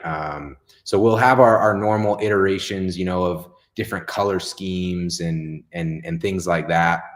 But then we've got some real big things on the horizon. So that's exciting. In the immediate future, though, I should have mentioned this first. We have some really cool stuff that we'll be doing during the holidays as well. We're going to do you'll appreciate this with the marketing background, but I pulled together we'll have the traditional Black Friday and Cyber Monday, and then we're going to do a 12 days of Christmas. And during the 12 days of Christmas, we'll have, I think there's 7 or 8 different iterations of shifts and Alpines, color schemes and things like that will be dropping each day. So there'll be a lot of excitement there. They're all limited edition too. So for any collectors out there, that's the time to hone in. I feel like get yourself something special. We'll have a couple of knives in there that I'm talking real small runs, 25 of a certain color scheme or whatever else. So a couple that I'm really excited for in there. We've got we've got one that we're gonna call the abominable. It's like an abominable snowman, abominable shift or whatever. You guys will have to stay tuned to see the color scheme there, but I'm sure you can visualize kind of what's coming there, and it's gonna be pretty sick. So that's in the immediate future, and then like I said, I got ahead of myself, but 2025 we got some big things coming. And as far as my side of it, the marketing, sales, the shows, all of that stuff, we're gonna ramp it up triple, quadruple what we've been doing in the last couple of years. And so we feel we talked about at the beginning of the podcast, slowed down a little bit and then sped up a little bit, and then we kind of just settled a little bit. Stage. Like you said, you were refining some processes, rethinking some things to kind of get the dirty taste out of your mouth, for lack of better terms, and make sure that you are and what's his first name again? Colby. Colby, you know, making sure you were doing the best of the best. Yep. Yeah, nothing but the best. And so yeah, we will. I'm really excited. Like it's kind of you know, it's a patient thing. Anything that you build, I'm just learning. Anything you build just takes time and patience more than I thought. Like I'm still relatively, I think, young and inexperienced in some ways, and in some ways, you know, I'm like, all right, you know, let's forecast this out, and it's like, oh, this will take us 9 months to do this, and it's 2 years, you know, and then it's like, oh, this will take us a year, and then, you know, a year and a half later or whatever. And so I'm learning, like, to do something right, to build something worth building that you actually want to put out there into the community, out there into the world. Like it's more time consuming than you think. And that's okay though. Like it's going to be worth it. So we're on the cusp of that. It's real exciting. Like we got a real good energy over here just because it's like, we had these kind of like, you know, little ups and downs, and then they've been big at times and low. You've had some big battles. Yeah. You've had some big threats, so to speak, business threats. And the things I've heard that I think you'll always hopefully keep sight of, because you do a great job of it. I don't think you have a lot of it, but your customer service is exemplary. I've heard only good things about that. And that is so important. And, you know, I know you know this, growing smart. And I would think that Colby knows that, you know, making sure that he's by your like you said, your throttles and your pauses, you're doing that. Good. Has he ever, and you don't have to answer this because this could be proprietary, but has he ever considered a folder, a USA made folder? Yep. And there may or may not be things working in that category as well. Okay. No worries. I just know from seeing his fixies and seeing his out the fronts, it seems like he's got, you know, what it takes. I don't know how many people you have working there supporting him. Oh, but, it's very interesting. Yeah. He absolutely does. In fact, whenever I bring that up to him, he kind of like chuckles at how easy folders are. And compared to an OTF, a folder and a fixie, like the complexity behind the designing and proofing things out and prototyping is just like so drastically different. And he's got that kind of mind too, where he wants the hard problems. Like who the heck starts out with a US made OTF in the knife industry? Yeah, and sends it out to reviewers. At the time, I was just a viewer, but he takes that feedback and uses it. Yeah. That's something that's rare, believe it or not. I mean, I've heard of people being cut off for trying to give constructive criticism about something that could be better. If they don't get just the perfect positioning in a video, they go sideways instead of, and I'm a believer in reaching out beforehand, having that conversation. But yeah, it's just, I think continuing to do what you guys are doing, I think the fixed blades are a big part of what people are buying in the knife community. Not people I necessarily hang around with or the people that I see in my chats. I think we're all more folder people, but it seems like a lot more attention on just the simplest, like a White River, a small game fixed blade video I put up the other day. For me, it got over 1,000 views, which is quite a bit for me. Yeah. And fixed blades typically get about 9 to 10 more views than a folder. No, there's no question about that. We've had those conversations, like you said, you know, as far as like search terms and like the ceiling on the industry or on the niche. I'll say the ceiling on the niche, like OTFs, is obviously just much smaller than a folder or a fixie or what have you. And so we have had those conversations where it's like, you know, whereas like the OTF has been the flagship, and I call it our cover girl, and I think it'll probably always be our cover girl. Sure. But that said, we do recognize that if we're trying to go where we want to go, we've got to expand the line just a little bit and offer to a little bit, you know, different areas, different niches within the community, and some that are bigger. And so that's definitely there. And we definitely, like you said, what's crazy is taking that feedback from the community is the reason why it took us, if you if anyone's felt our version 3 of the shift, it took other companies 20 years to get to that spot.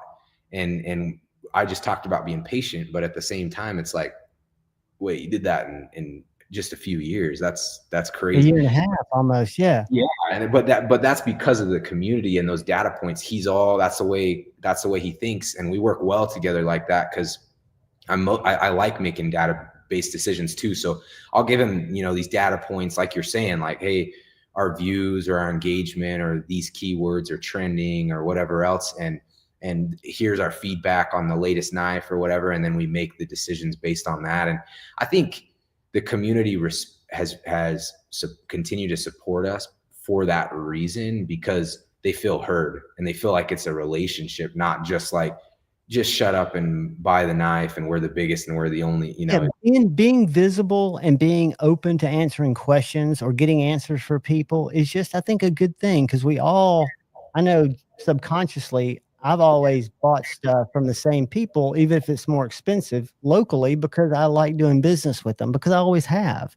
And I think we all have maybe not the same level of loyalty in internet days, but we really do when it comes down to it, especially with discretionary purchases like knives.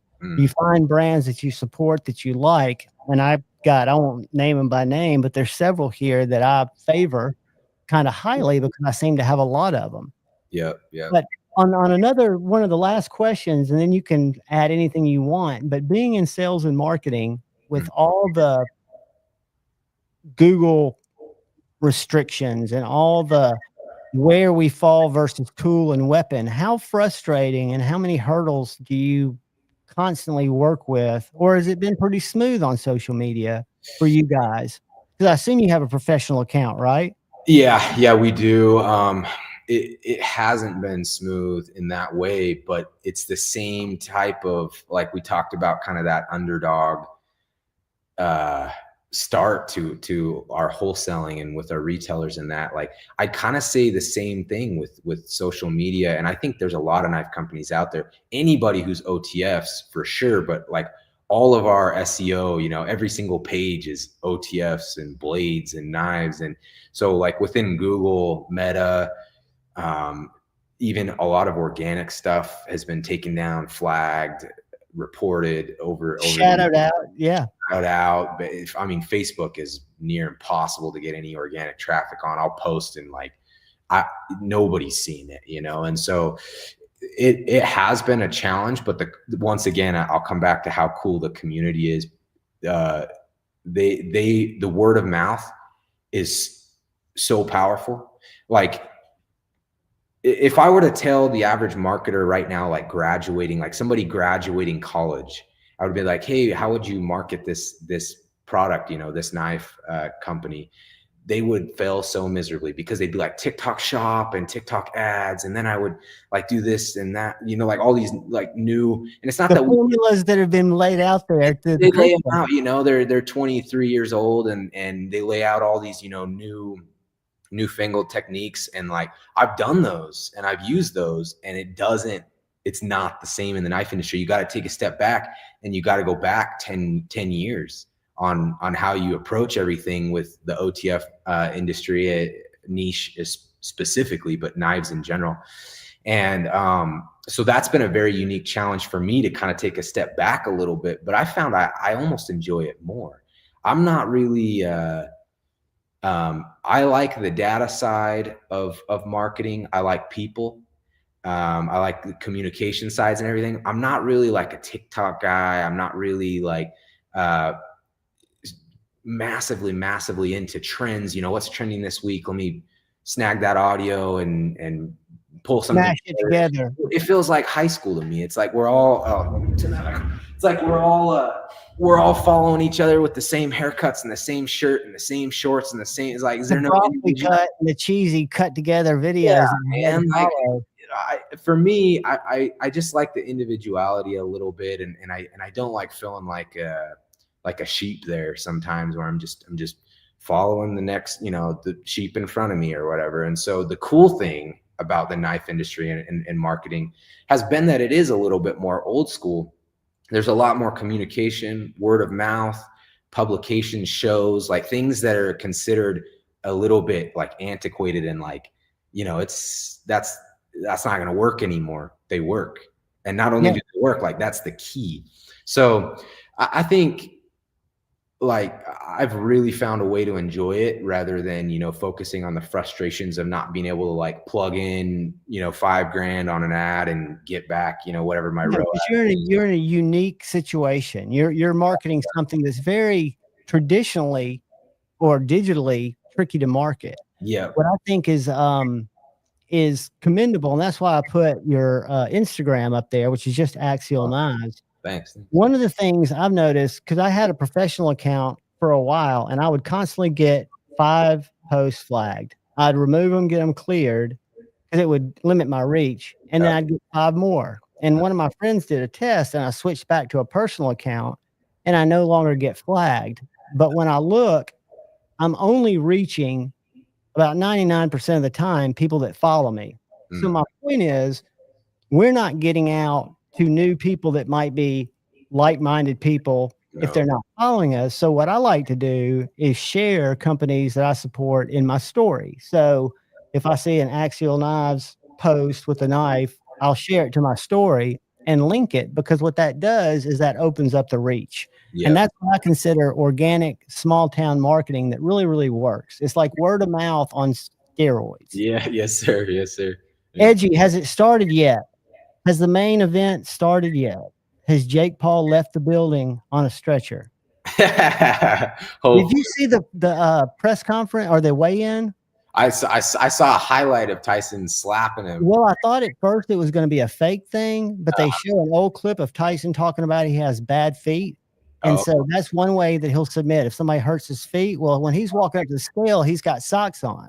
Well, Jake Paul's got on tennis shoes, and Jake Paul steps on his foot. Is that right? That was real. And so Tyson, just from a reaction, smacked him and steps back. If you watch it, it's pretty intense, dude. I guarantee it got. No, I think that was a real deal. Oh, wow. No, that wasn't a spoiler, Edgy. That was just from the weigh-in earlier today or yesterday, maybe even. Yeah, I think it was yesterday. I have mixed feelings on that fight. I'm a fan. I'm sure a lot of you are into self-defense or whatever. I actually train a lot of MMA. I'm a purple belt in jiu-jitsu, and I've enjoyed that stuff for a long time. But with this fight, it's hard for me to, CTE and like Father Time's undefeated, you know. The miles on his body. Think of the amount of punishment he's given and taken. Yeah. He seems like a powerhouse, and I don't know if Jake, even though he's young and very, very capable, I think Jake's a good boxer. Yeah, I agree. But I don't know if he's ever been hit that hard. That's what I don't know. The cardio is going to be hard for Tyson, but I'm sure if he's still got some left in the tank, like maybe rounds 1 and 2, he might have something. That's all I think it's going to be. It's going to be a couple of rounds. They're 2-minute rounds, and I think it's going to be interesting. I think it's probably fixed, but I just can't imagine Tyson fixing something that's going to go on his record unless Jake is willing to take a fall. And I think Jake's ego would not let him do that. I had that thought, and then I thought about like the kind of recent Mike Tyson, like if you've heard him in recent podcasts and things, like he just seems so much more chill. I'm like, would he throw something for $10 million or something? I'm like, I actually don't know. I don't think he used to. People think he was in financial straits, but his marijuana company is one of the top 5 in the country. Oh, so he's making it's bringing in like, I want to say over 60 million a month net. It's a huge company, and it's his name, you know. So he's got another career plus his podcast. And I think he's the type that honor means something to him. And even if he's going into it like this is going to be kind of an exhibition, and Jake, being cocky Jake, punches him once and Tyson feels it, there's got to be some type of reflex like that. Yeah, he's still got a dog in him for sure. Absolutely. Yeah. Yeah, we'll have to see that how that shakes out. I'm pretty excited for Saturday tomorrow as well. John Jones and Stipe Miocic in the UFC. That's a good one as well. Dude, John Jones, and to be a purple belt in jiu-jitsu, I was a little mini might wrestler all through high school, so I love grappling. I think that's the way to go. Yes, sir. But jiu-jitsu is a totally another level. Yeah. No, that's humiliating. I thought about that when I got mine, and even after like the first week or two that I had it, I told my coach, my main coach, he fights in the UFC. His name's Court McGee.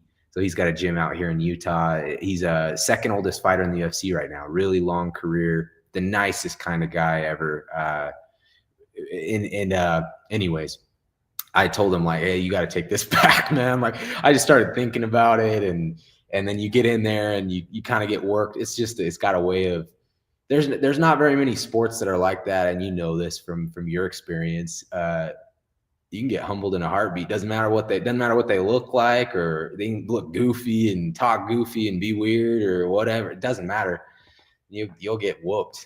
Yeah, and humility is such a powerful thing to harness, to be able to accept that humility, which I think jiu-jitsu teaches you a lot of that. I think it teaches you more than just the body movements and the moves. I think it teaches you that respect, that humility, that fact that I remember when Sneeko called out that little guy who he thought was a geek, who's one of the best jiu-jitsu guys, the guy that wears real thick glasses. He's a little guy. Is it Mikey Musumeci? I think it is. He's one of the best at his weight class. They say maybe the best pound for pound, but he looks very nerdy. And Sneeko was making jokes about him, and he did a video challenging him, saying, "I give you 35 seconds before you tap." Like that. Yeah. But just watching some of the footage of him, I mean, to me, it's like coming from a wrestling background, seeing the type of leverage used against people and how quickly that goes into a submission. It's just, to me, it's like magic. I think it's super cool. It's unreal. And the levels are just crazy. Like you think you level up and you think you're there and you arrived one day, and the next day you're at the bottom again. Like, oh man, I suck. Just driving home with no music on. Like, what am I doing? But you've been rolling with people that are more accomplished. The whole thing is you're getting better than the street every day. Not that you'd ever have to use it or want to, but you're going to be equipped with that, and it becomes probably like riding a bike where you just snap into that mode when you're pushed. Oh, sure. Yeah. That's the cool thing. I think I've had some friends ask me, like, do you just feel like you could take on anybody or whatever? And for me, I'm like, it's had the opposite effect. I have a respect for I think for the power. Like I've heard it said before, like you should be a powerful man but know how to use it and de-escalate. Use that same what you would call, I guess, focus and determination to de-escalate until the last minute. In every video I've seen of an MMA guy on the street, which you see a lot of them with cell phones, sure, taking care of somebody who's being problematic, how they try to disarm them verbally so much, and then the guy will inevitably swing at the MMA guy, and the guy usually just takes him down, chokes him unconscious, and calls the cops. Yeah, that's right. That's right. And it's I think it's a pretty cool thing. No, it is. Kyle's coming back. Oh, is he jumping back on? Awesome. Yeah, no, it is an awesome thing. Yeah, Kyle is one of the funniest dudes in chat. I mean, this guy has got sense of humor in 140 characters or less. Really funny stuff. And he does push buttons. So a lot of these guys in here, the reason they all have wrenches is to protect them from Edgy American, because he puts everybody in timeout. Very Good Knife Company. I need to give Very Good Knife Company a wrench so he doesn't get picked on. He's probably already been picked on. But Shane does it as a term of endearment. It's like, that's how I accept you. Yeah. Time out for 5 minutes. That's so awesome. Tag, anything else cool we can look at? I mean, we're gonna go watch these DLC knives. I didn't realize you had Stonewash too. Yep. There's some Stonewash on there. Let me think if there's anything else. Here, let's pull it up again. We're right here. We've got let me share. I think I saw some. Well, there's some clip point. We actually restocked some of those. We got some Yeah. put together and we put those on just for this release, just because there were some stragglers we were able to put together. So there are Magnacut and crew wear. Yep. So guys, here's some color. 3 crew wear, 4 Magnacuts. It looks like they're all DLC, right? No Yeah. black. Yeah, I think they are all DLC. I don't think there's any We stonewash. do have some green Magnacut and green crew wear and turquoise, which are very, very cool. Yeah, the contrast is nice. It's not for, I understand, you know, some people are more conservative. They don't, maybe not as flashy, but I mean, I'm a fan. I have both, but I'm a fan of a little flash every now and then. Well, they're all cool knives. I mean, like I say, both the fixed blades and the OTFs are just, I mean, the Warncliffe is sick. And for $259 in DLC, and less than that, if you go stainless, it's just a great price for a really nice, well-made USA OTF. Yes, sir. Yep. Yeah. Oh, it looks like the double edges are in stock too. Oh, did we get some back on there? I asked him. No. It just it didn't show sold out, but it's not. We had some that we put up some just a couple days ago. We had a couple stragglers, and I didn't even market it or anything. I just put them up there, and it looks like we went through. I thought we went through. When you said that, you had me second guessing, but yeah.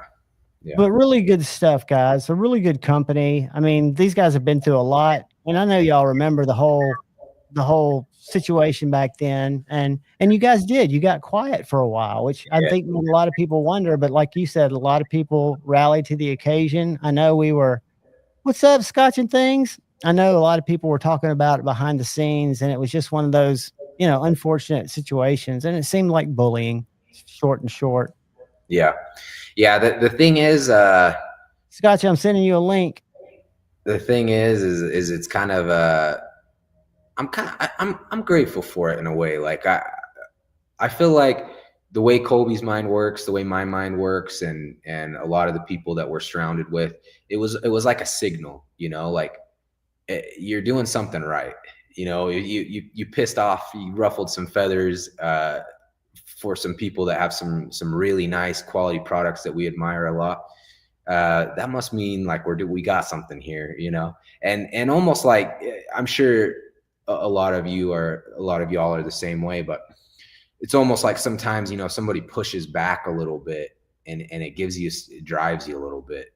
And so it's even more motivation it's been more motivation for us to do, not just keep doing what we're doing, but improve upon what we're doing. So keep in mind, that's not everybody's response. That's a winner's response. Hey, a lot of people might fold after something like that, because that's a lot of cards stacked against a small company, especially the worry of what's coming next. Yeah, that's true. No, you're right. Hopefully, I mean, maybe we're stubborn to a fault, but we're either gonna be stubborn and win, or we're gonna be stubborn and lose. So we'll see. But right now, things are looking really good. Great energy, like I said, for 2025. And thank you for having us. Thanks for having us, John, and the community, everybody, for the support through all this. Everyone that has supported us or that will. Like I said, it's not a massive. We're not massive, so there's a small group of families here that it makes all the difference in the world to us. So, well, y'all are welcome anytime, because these guys know I like certain companies that I support, and you guys do great stuff. You seem like fantastic humans, and your knives are fantastic. And they're right here. So I appreciate that. And the prices are great. I mean, very nice. Keep doing your thing, and you're welcome back anytime, dude. I definitely will be back. Let me get something. We'll get something big cooking, and once we have something report worthy, I'll be back on here, and maybe even we can get Colby to jump on for a bit as well. That'd be awesome. Tyson's getting ready to fight. If you've got Netflix, it looks like he's the next one up. Oh, is he? All right. Yeah, my viewership will probably drop. I'll be watching clips on YouTube because I have a feeling it's going to go short. hey, if there's guys still on here loyal to you over Mike Tyson, like that's your tribe right there. I get weird though. They know that I'm liable to go off on just some kind of train of thought and alienate myself from so many people. I'll wake up to DMs tomorrow that I don't remember. That's great.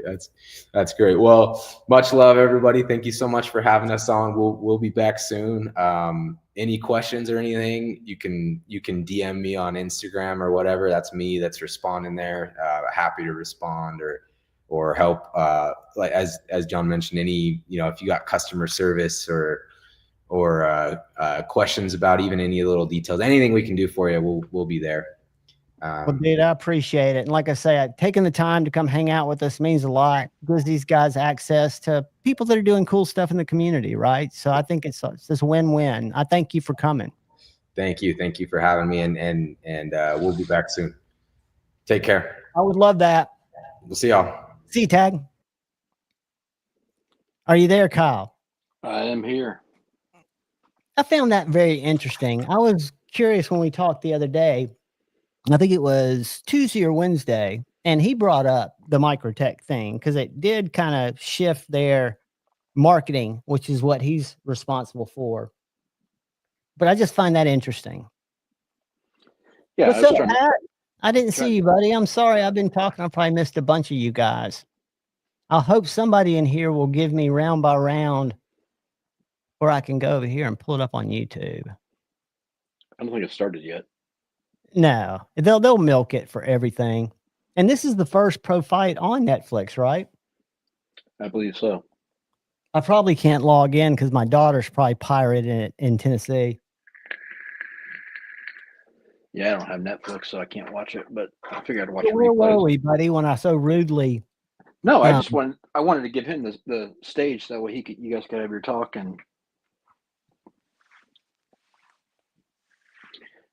but I'm not sure where we were. I think that you'd gone through the Sharpie, how you want to start at a higher angle because then you can easily lower it back to get that higher part. And then when you get it set, I think the part about being patient, the tip was very informative, but then that deburring, taking as much time to get the good deburr. Because when Kyle and I were talking, I was saying, I think I get some pretty sharp edges, but I've never gotten an edge to where I can slice through a paper towel like I see Choir Boy Cutlery or Jared do. And Kyle basically said that all comes in the deburring stage. If you've got a good apex, if you've done everything else right, that's going to make the difference in it having that type of bite. Yeah, that's correct. Having the properly deburred apex will make all the difference in the world as far as how it cuts. And you can realign it that way as well too. So if there's any issues in the deburring process, you're going to straighten those out. So it's going to be a more consistent edge for you. I think that's just I think that's huge because, like I say, I look for knives to sharpen because for me, it's super fun. I just wish I could get more confident and better at it. I want to sharpen my many areas because it's just not as sharp as I'd like it to be, and I haven't had the balls to do it yet. And I keep my blades on. Do you take your blades off when you sharpen them? It just depends. Usually I keep them on. On most folders, regular size folders? Yeah, the only time I would take it off is if I can't access a plunge area without hitting the bolster area. So up here, if that plunge came way back into here and my stone was going to snag it, then I would take it off so that way I can tape it up better and get better access to it. Do you find yourself cutting in choils often? Not unless somebody asks for it. I mean, on any of your own knives, have you ever gotten a knife that you felt like needed more choil? Yeah, I mean, I've done it before. I don't do it all that often because I typically don't get knives or don't keep knives that have horrible plunge access where I'd have to do that to it. I had one that I was giving away tonight that has not the greatest plunge access till I got my rechargeable USB Dremel after it. And I think I could be a knife modder, but you know, If it wasn't for the black blade and the black Sharpie, it would look like a beaver cut the choil in. Yeah. But thank God for black Sharpies. Well, And what's funny, Kyle, is I had to use my TS Prof as my clamp. That's the for a closest thing I vise. had. Yeah, so that's the closest thing I had for a vise to get my little choil cut in. I usually cut them in by hand. With but I just do a it- little file? Yeah, diamond files. Really? Yeah, I've got. Let me grab them. Well, I know my dad had a little set of round ones and different shape ones he used on duck decoys. Okay, those are little bitty guys. Yeah, so I mean, I've got round, I've got triangle, I've got flat, I've got half round. Where'd you pick that set up? I think this is just a cheapie off of Amazon or something like that. Very interesting. They work pretty well. I mean, it takes a little bit of elbow grease and time, but you got a lot more control than you do with the Dremel. Yeah, because the Dremel will jump around on you, and they don't seem to cut that. I think my bits, I think everything's in the bit. Is that fact? I know it is. And my Dremel's not a brand name Dremel, and I'm sure the bits aren't either. But I think Jason Grant, if I'm not mistaken, just by looking at his choils, he starts with a hole, like a little drill hole. So Right. his are real pronounced, which I guess is another way you could do it if you wanted to. Well, I'm sure that's done pre grinding everything in too. So Yeah, the who's steel's bleeding? annealed. Who's bleeding? Are Jake and Tyson swiping it up yet, or is this the fight before the other? No, it's a fight before. They still haven't walked up yet. All right. Man, what I hope happens is they introduce Tyson and then they introduce Jake Paul and he doesn't come in. And they find out he's not only left the building, he's left the country. I was actually kind of shocked that when Tyson slapped him, it didn't move him much. No, Jake Paul is a boss. I'm gonna pull that little clip up where it shows him stepping on his foot, and I'll Yeah, probably flag. they're both on test. I mean, there's absolutely no way that neither one of those guys is not jacked. No, and I think they've even made it acceptable, right? Or have they not? I know that Tyson's on a lot of let's see, which is the one that's got the footstep. I was trying to let's see if I can find it here. That's a minute 10. Let's see if that's it. I don't know if that shows that one didn't show his foot. Let's see if it goes back and shows it. I mean, he absolutely full on slapped him. Now, whether it hurt Jake or not, I'm not sure. But what you don't see in this video is you don't see the ground. So Tyson's wearing socks and Jake's wearing tennies. So as they walk out, Tyson's on the left, right there, in his socks, and then Jake just stepped on his foot. Yeah, and that's why Tyson looked down at his foot. And that was like a real. And now, yeah, Jake didn't move much, but that's not a closed fist with his hips in it. I can't wait just to see the, and I'm sure it's going to make me mad because I can't see Jake Paul getting any kind of win if he beats Tyson. I think people are going to be mad at him. I mean, the guy's 58, a year older than me. Where's that foot? Yeah, you can see it right at the exact same time. He steps right there, and it's just like, dude, what the fuck? But yeah, that should be interesting. I'm looking forward to you guys giving me an update. Guys, I want to show y'all. Have you seen the burnt relic, Jason Brown, that was sent out to me? That is in wood. And burnt relic does, whoops.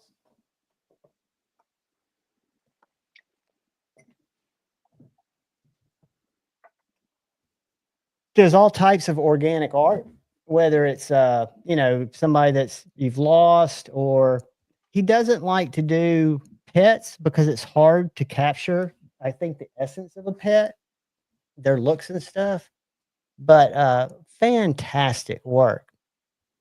And I also have a knife here that was sent to me today, came in from Tri-State, but I think it's Tactical Terry's design from Concept. I haven't unboxed it yet, but I'll probably unbox it tomorrow because we're getting close. What time's Stevie and Maddie on tonight? 45 minutes. Okay, so we got 45 minutes. Yeah. All right. Let me get this knife for the giveaway, and we'll do that real quick. All right. Let me see what's going on here. I've been sending Dark Gravity links, hoping he'll come join us. And I know he has to go outside. It's got to be good weather for him to do it. Y'all remember Dark Gravity, right? Tag. Let me grab this. Give me 1 second, guys. I'll be right back.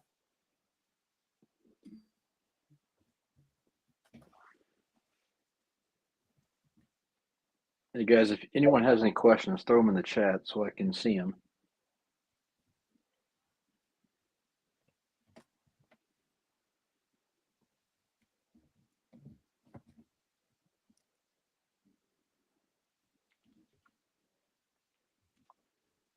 Now, this isn't the most glamorous giveaway, but it's a very functional giveaway.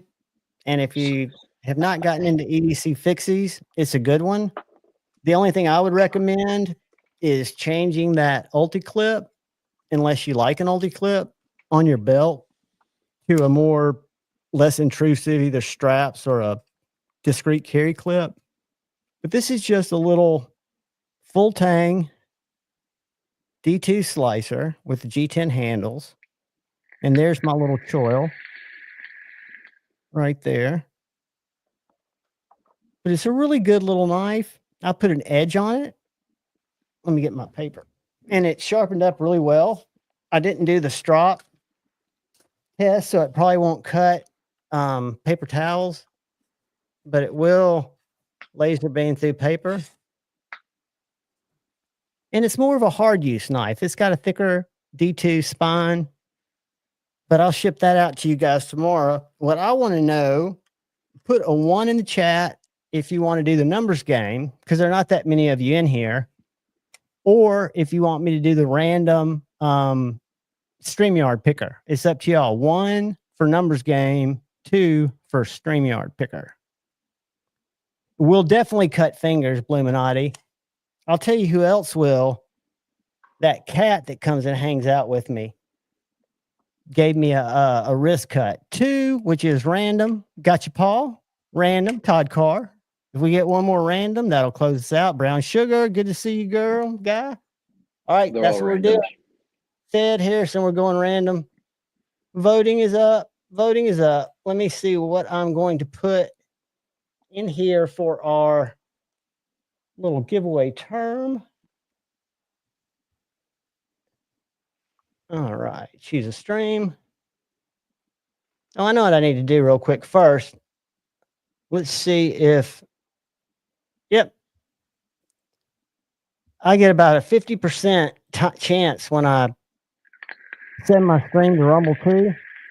But we are streaming on Rumble to 3 people. Hey, Outdoor Wilds.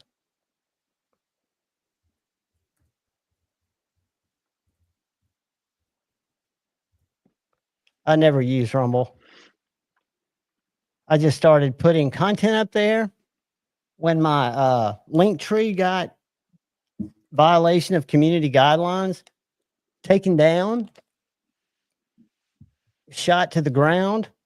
All right, guys. So our term is going to be, and you have to spell it right. There's a hashtag, no capitals.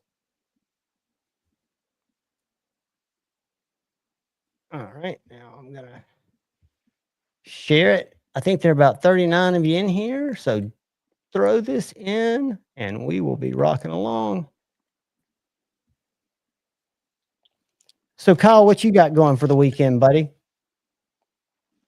Not a whole lot. I got some sharpening to work on, and depends on the weather. I might have some things to do outside, but I've got a question there from that needs to be answered for Knife Nut. Let me pull it up. Knife Nut, Knife Nut, Knife Nut. Go ahead and answer it while I find it. There we go. Boom.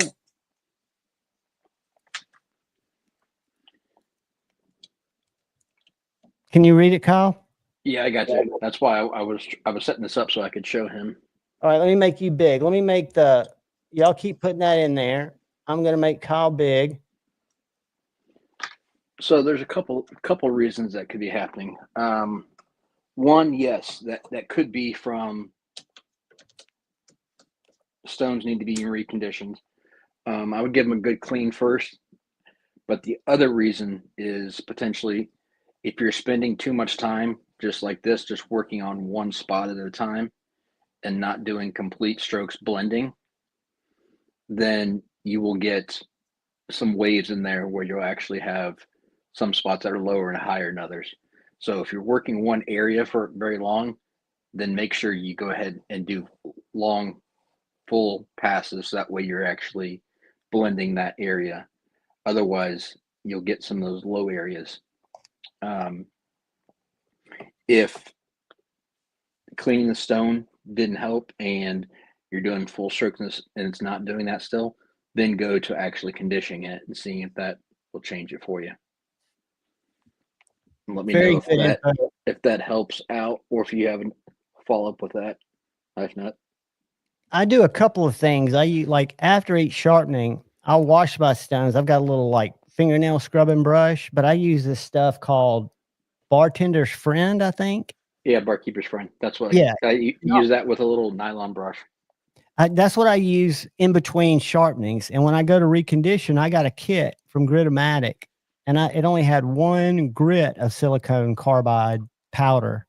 And then it came with a flat, like glass dish where I take a cap of the silicone powder and then a cap of water to make like a slurry. And then I'll get my stones and take a pencil and put like a little hatch up and down the stone, and then circularly run it on that silicone until it gets the pencil off, which allegedly has exposed fresh diamonds and conditioned the stone. I've never used a conditioning stone on a stone. Does that work better, Kyle? So no, not necessarily. What I'll do is I do the same thing. So in between probably every 4 to 5 knives, I'll use the Barkeeper's Friend and nylon brush. And then about every, 20 to 30 knives, I'll actually use the silicone carbide powder and flatten them. You can also use this. So let me grab this out of the way. Sometimes what I'll do with stones, I keep this handy, just a little tub of water and a little Nagura stone. Just throw that in there and soak it until the bubbles stop. Stone? Is that like a rust remover stone? That's what it looks like size-wise. It's actually probably about the same size, but it's actually just a sharpening stone. And what I'll do is I'll take that and get one of these that's got some wear on it so you can see it.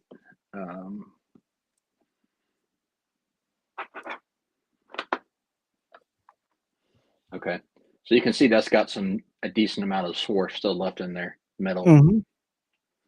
So this isn't quite done soaking, but we'll give it just a second.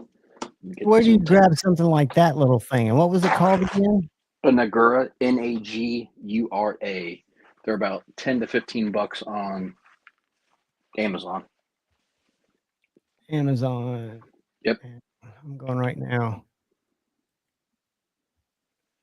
Because I think that might be more handy.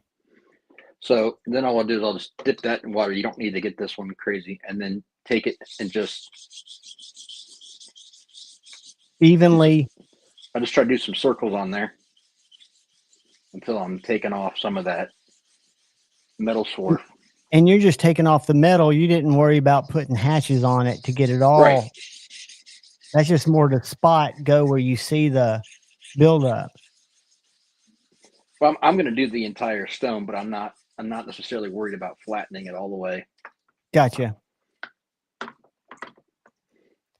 When you sharpen with your veneers, do you get them wet? I used to do the Jared soapy water mix on the spray bottle, but I got some slurry on my Evo and it kind of bummed me out, which that was my fault. So now I do it dry. That's better, but it's not 100%. So I would do it some more and that But that stone hasn't that been was fully like soaked. doing it for 1 minute. You got it that clean Yeah, off that little stone. yeah. So what I use for pretty much any stone, unless it is complete 100% diamond. So like I've got some plain diamond stones, like the TS Prof ones. But if I'm using anything that's got a bond in it, I use a form of water, and I've got my own kind of formula set up. I've got one of these decent orange bottles, and I mix 50% water, 25% soapy water or soap, and then 25% baby oil.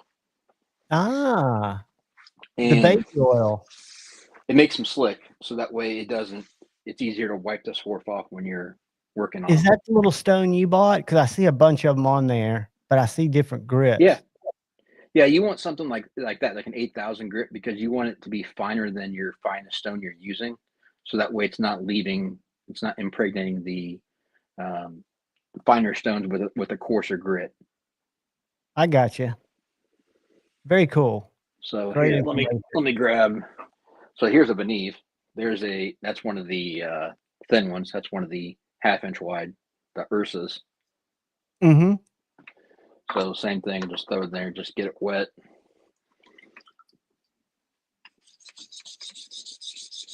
And you'll actually be able to see that Nagura coming off on there, the yellowish tint to it. Yeah. Almost rubbing into it. So you're getting a little wear on that stone too.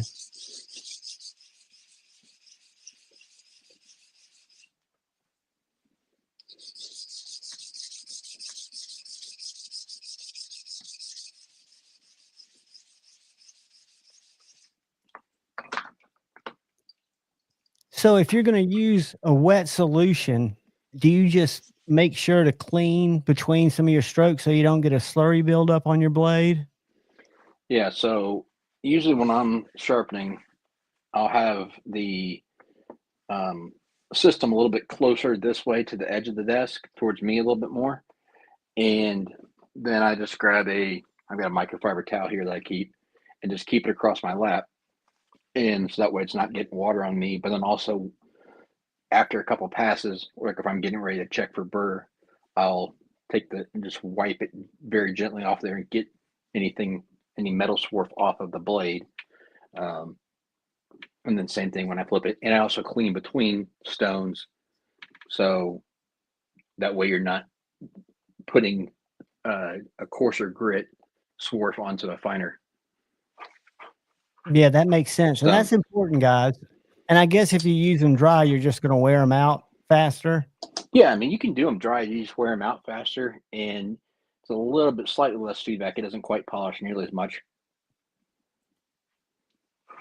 I got you. Let's see how many people have entered. We've got 34. All right, guys. That is almost a quarry. We've got 39 in here, 34 in. If you hadn't put your hashtag Axial in there, go ahead and do it. And I'm going to draw in about 30 seconds. Kyle uses that same lap towel like the movies, Mersalt said. No. I've got yeah, Netflix is the winner. And I've got a yellow one for that. I need to turn Netflix on my TV. Go ahead, buddy. One thing, don't leave these in the water like permanently or overnight, because it will break them down and they will fall apart. So when you're done, take them out. And you just keep it and let it dry back out before you soak it. And you soaked it for what, about 2 minutes to get it fully saturated? Just until, I put it in there, and then once the bubbles stop coming out of the water, because these are porous. So once the bubbles stop coming out, then I'm done. Then I just put it on top there, let it air dry after wiping it off, and then good to go. Love it. I just saw that we got a couple more that got in. Everybody in? Louie and Jesse got in. I'm getting ready to pull it. I've got my Netflix, but I haven't turned it on. I don't want to log in on my computer because I have to pull my. All right, guys, here we go. 5, 4, 3, 2, 1. Let me get my little book because I will forget. Sure, as I sit here.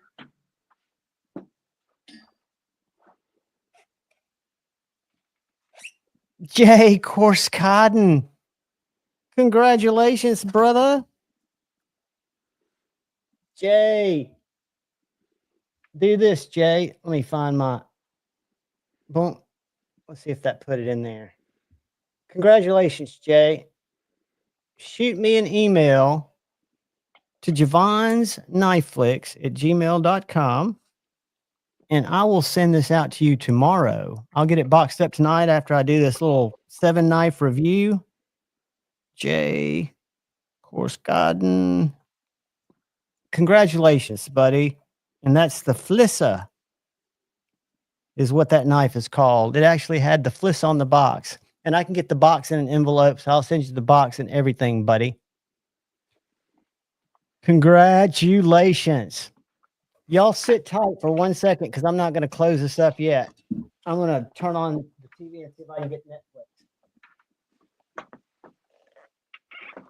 without sound. Let me show you something else here when you get a chance, Javon.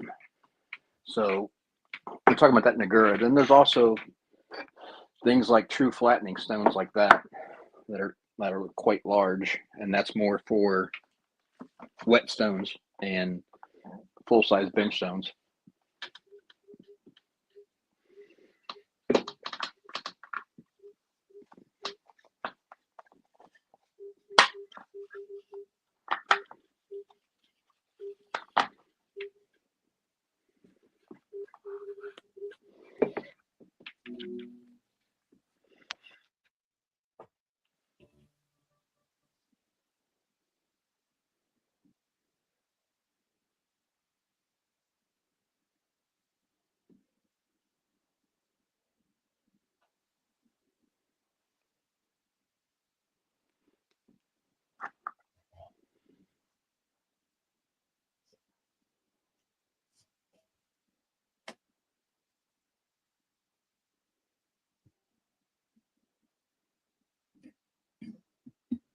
Why are they showing Paul versus Silva stuff?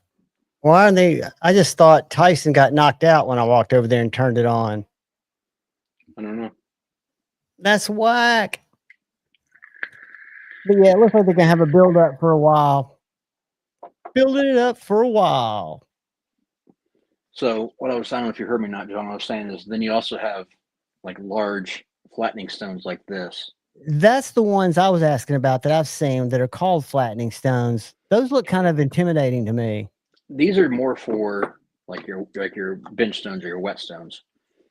So what those are for is you're going to get both of them wet. Same thing, you draw your cross hatchet on there, and then you use this as a flattening, and then it'll get a larger surface flatter quicker. I got you, because you're using it on a bigger stone, which makes perfect sense. Yeah. And you got more heft to it too, so you can actually use it with a bigger stone and get you a little more weight behind it. And then you got your channels, so that way the water runoff will get out of there and won't sit on the top of the surface. And you've conditioned those about the same time, depending on how many uses, because you're getting about the same amount of steel built up on them.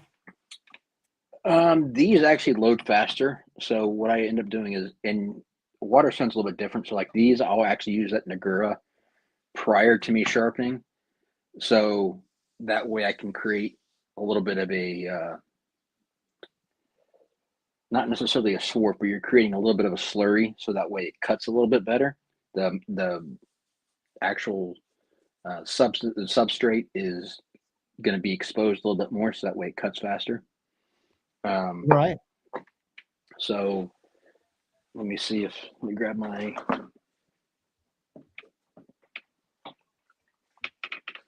show you what it looks like.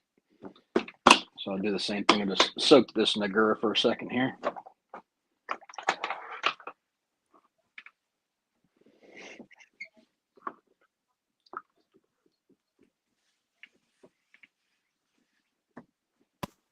Whoops, I got to mute it.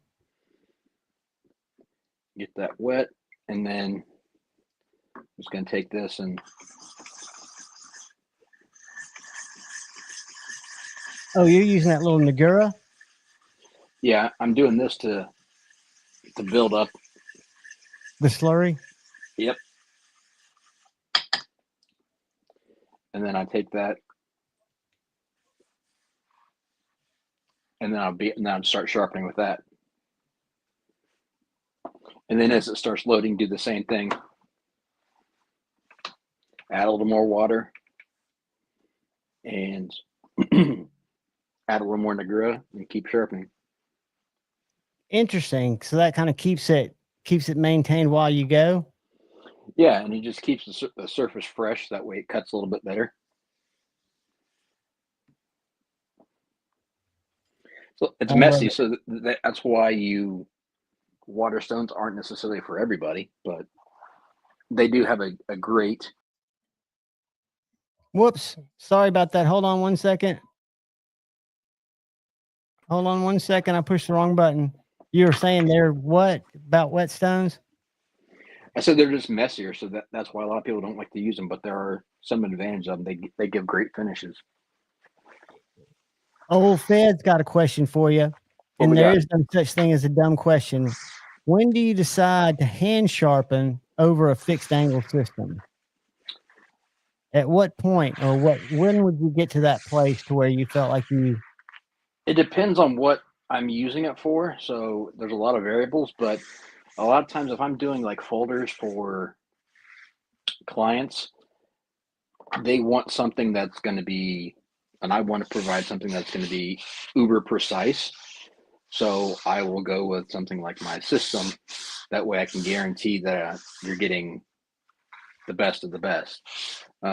If I'm doing, kitchen knives around the house or basic stuff, then I will freehand.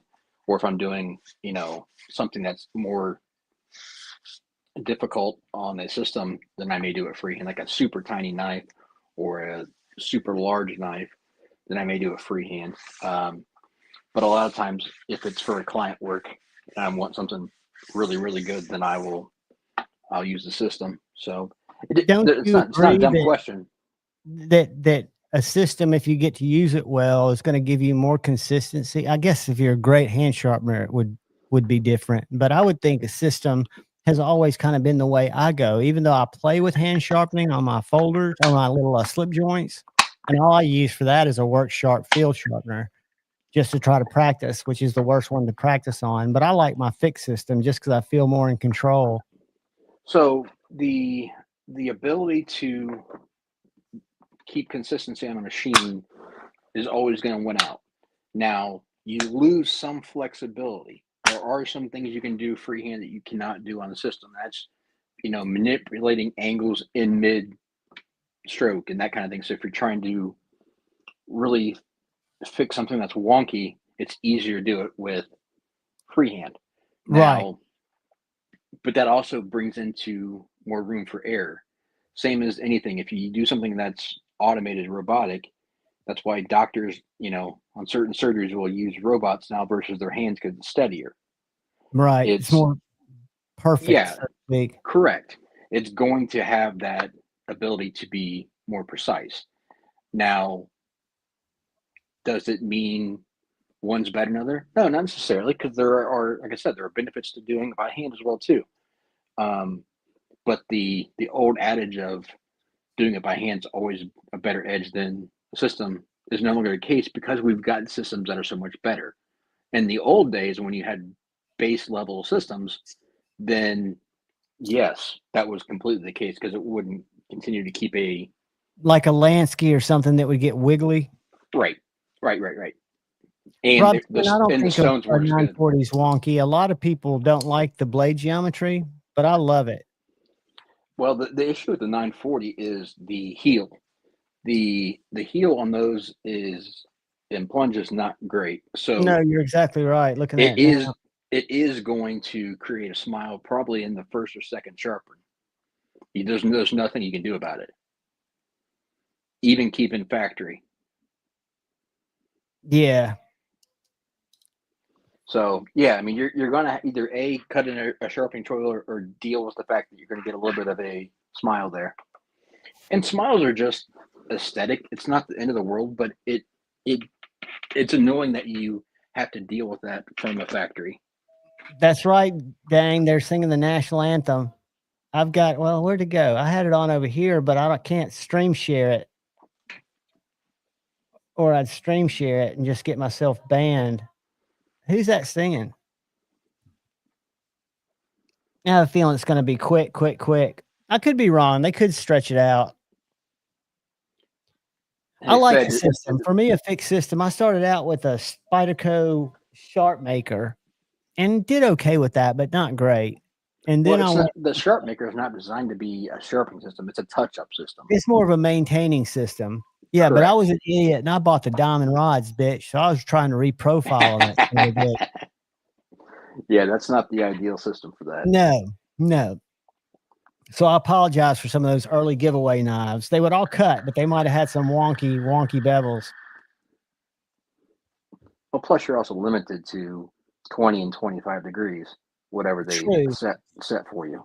Yeah, that's true. You don't have any and that's what I loved. I mean, the Work Sharp was great for when I got it. And I even bought the little attachment arm and I bought the attachment little thing to keep the grip from moving, but it wasn't nearly as precise as even my little 360 TS Prof, which just feels like it's keeping everything just exactly perfect. Right. As long as I don't fuck it up. Just different build quality levels and you get what you pay for. I mean, that's just what it comes down to. So I wonder how many people have tuned in for this. That place is packed, man. There's not a seat empty in that place. Yeah, I kind of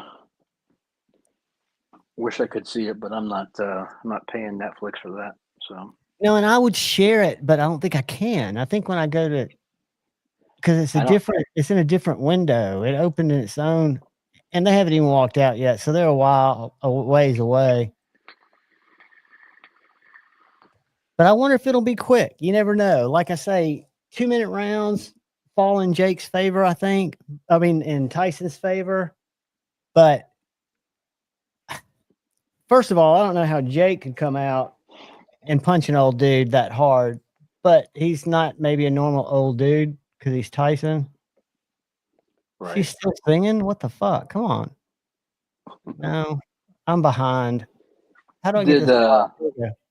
Hey, Fed, did that answer your question okay? Or do you have a follow-up? Does that make sense? Okay, Todd says, only time it's a serious problem is if a stop lands right in the plunge grind. No choice but to cut a new one in front of the plunge. Yep. 100%. Paul, I don't know. I've had Netflix for the last 9 years because my daughter, who's probably bumming if she's trying to log in and watch it. There's LeBron James sitting courtside. But because she watches it. She watches a couple of shows there. So I keep the subscription for her. So if you've got a regular Netflix subscription, it's just on there. But they're probably still, Rob, he's 1 year younger than me. But I'm guessing if you could I'm thinking you could sign up for their trial and then cancel it tomorrow if you wanted to. Because Netflix has one of those trials where you can try it for 30 days. And as long as you cancel before the billing cycle, which is like the 28th. I'm just not a fan of Netflix, so I don't want to support them. But yeah, I agree with you. Yeah, I'm not. And I worked in the cable world, streaming world, and I spend all my time on YouTube, and it's not watching knife content. It's watching other weird shit. I mean, it's so easy for me to slip down a freaking rabbit hole. I've taken my cable down to, they have this program where you can pick like 10 or 12 channels to watch plus your local channels, and it's super cheap. And I do that because I don't watch a lot of TV, and if I do, it's only a few channels. Yeah. Yeah, that's what I had, the light. I had it as part of my benefits. And it felt like it gave me, the only thing I missed was live sports on it. Do you get ESPN on yours? Yeah, that's one of the channels I picked. Sweet. Did you get the streaming only or did you get the box? Netflix $24.99. Yeah, be shady. They've been creeping it up.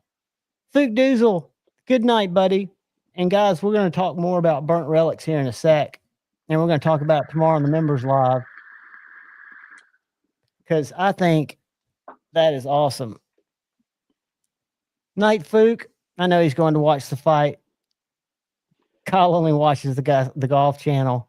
Funny you say that. That's actually one of the channels I did not pick because it is not available. It's a premium. You have to pay extra for that. And I wasn't going to pay money for, because I don't watch it that much anymore. I watch it for 4 or 5 tournaments a year. And if I'm going to do that, I'll just watch it on regular CBS or whatever it is. Did I show you that one armed dude who, not one arm, but he just drives with one arm? Yeah. That guy is intense, man. I've been catching since I've clicked on some of his videos. I get fed a lot of them. And he goes out and plays like 18 holes. He's a good golfer. I mean, he's not a pro level golfer by any stretch. So what the fuck? Why does it keep going off live? I guess it knows I'm streaming. They're probably guarding this stream with their lives. Yeah, YouTube Premium would be great. The only one I used to have Hulu, but the only one I have now is Netflix, and that's just for my daughter. Well, I had got a deal with Spectrum there for a while. They were doing like, you get a call in every year and bitch at them to get a new service, new Absolutely. plan. Tell them you're going to cancel. I do that, and they change it, and they give me a better deal every year. So did that, and then they gave me like HBO free for a year with part of the deal, right? So I had it on there, and then I had it logged into the app. Well, that had gone away like almost a year ago, and I was still getting HBO on the app, not on the TV, but on the app. So then I went to update my iPad, and all of a sudden asked for my login, and it kicked me out again. I was like, damn it. Updating will always screw you. Yeah. But yeah, they're so far behind the curve. I know I was on the sales and marketing side, but I followed the numbers when they'd have the quarterly calls and stuff, and they were kind of reluctant to go to streaming. Now they've integrated what's that little Xumo, XUMO? That little device has now part of Spectrum's installation, where I guess Comcast or whoever gives you another box, they've got a little streaming box. So Jake's coming in a freaking car, like a pimped out, cheesy car. This is going to be a joke. Of course, he's making a show out of it. I've got boxes, but I don't necessarily use them. I've also got the Fire Sticks as well too. And everything's internet connected, so I don't need the box, but I've just got them. I've never tried a DMT system. I wonder if Grip-O-Matic makes a aluminum blade or stone holder to replace the plastic blade holder for that. I know they did for the Work Sharp. So if you have a Work Sharp, not even the professional, one of the cheaper ones, and you go right here, let's go to Grip-O-Matic. Let me grab this too. I can show you this. You can actually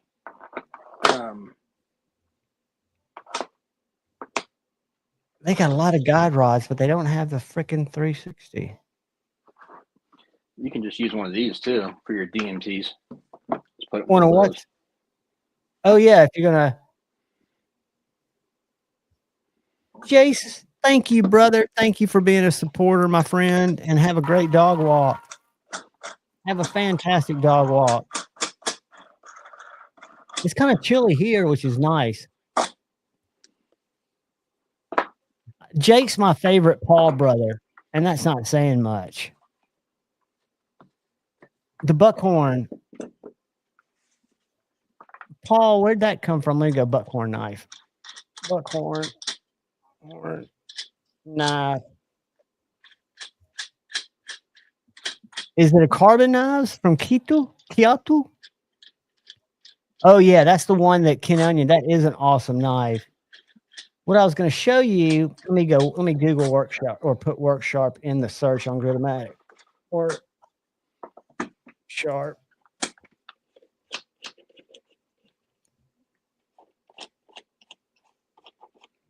So this little thing right here is the more dope one. They also have a plastic one. I've had both of them. But yeah, this would work, BNA. Just grab one of those and you can throw your DMT in there. like that. And for the work, Are you talking about on the actual system, or are you talking about freehand? I thought you were talking about DMT stones, because I thought they only had them in the. I thought he might have been talking about the system, but I'm not sure. And here's the Kyoto. And I don't have it over here, but I'll tell you a knife that has really impressed me, a maker that's impressed me, but I haven't looked at their other two models. It's that Farrah Monster. Yeah. That Farrah Monster, again, to me, the design's unique. I picked up the Glide Man. Oh, sorry, B&A. I didn't realize you were talking about the little small rod one they made. I forgot about those. My bad. But this thing has ergos and sliciness, and it's on sale. It's about to go off sale, but it's right at $200. And again, I know. Not on sale anymore. I need to change my video. It's $228. Never mind. But it's a nice knife. It's the only one of theirs that has a thumb hole. Isn't it just the new? I don't know. I'm jaded, I guess, but I think it's just their new spinoff of another Chinese company. Yeah, I'm sure it is. I mean, because they've got these three designs. That to me looks kind of wee. It's a front flipper. The way I kind of took them was like the premium Boss Tee, because they're doing that same thing where, remember we talked about? Yep. And that's exactly what they're doing right now. Flooding them out. Well, flooding out affiliates. Yes. Well, the affiliate part, yeah.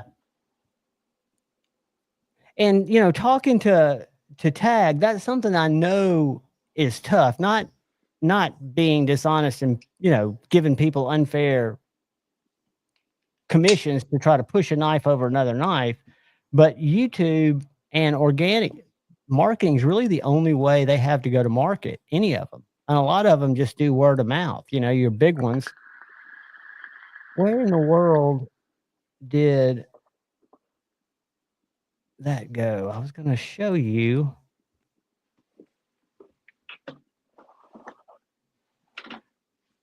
I don't know what the odds are. Let me pull the odds. Hold on. As of right now, odds, Tyson, Paul. Right now, they are Paul to win by knockout is plus 140, while Tyson to win by knockout is plus 270. What does that mean? If you bet $100, you would get 270. And if you bet $100, you get 140 on Paul, which means Paul's more favored to knock him out. Yeah. All right. Now that was Tyson that counted. Here comes Jake Paul, and he's smiling. This doesn't look like a real fight. I hope Tyson just goes rogue on him and just takes him out. That would be great. And then Logan comes in to try to even the playing field, and Tyson takes him out. I don't see any way. I know he's been training, but I don't see there's any way that Paul can win if Tyson actually tries and it's a fair fight. Well, and you think of how much he's been training since he was 13 years old. Tyson. I mean, to me, I think so much of his is once he gets punched, he's going to click.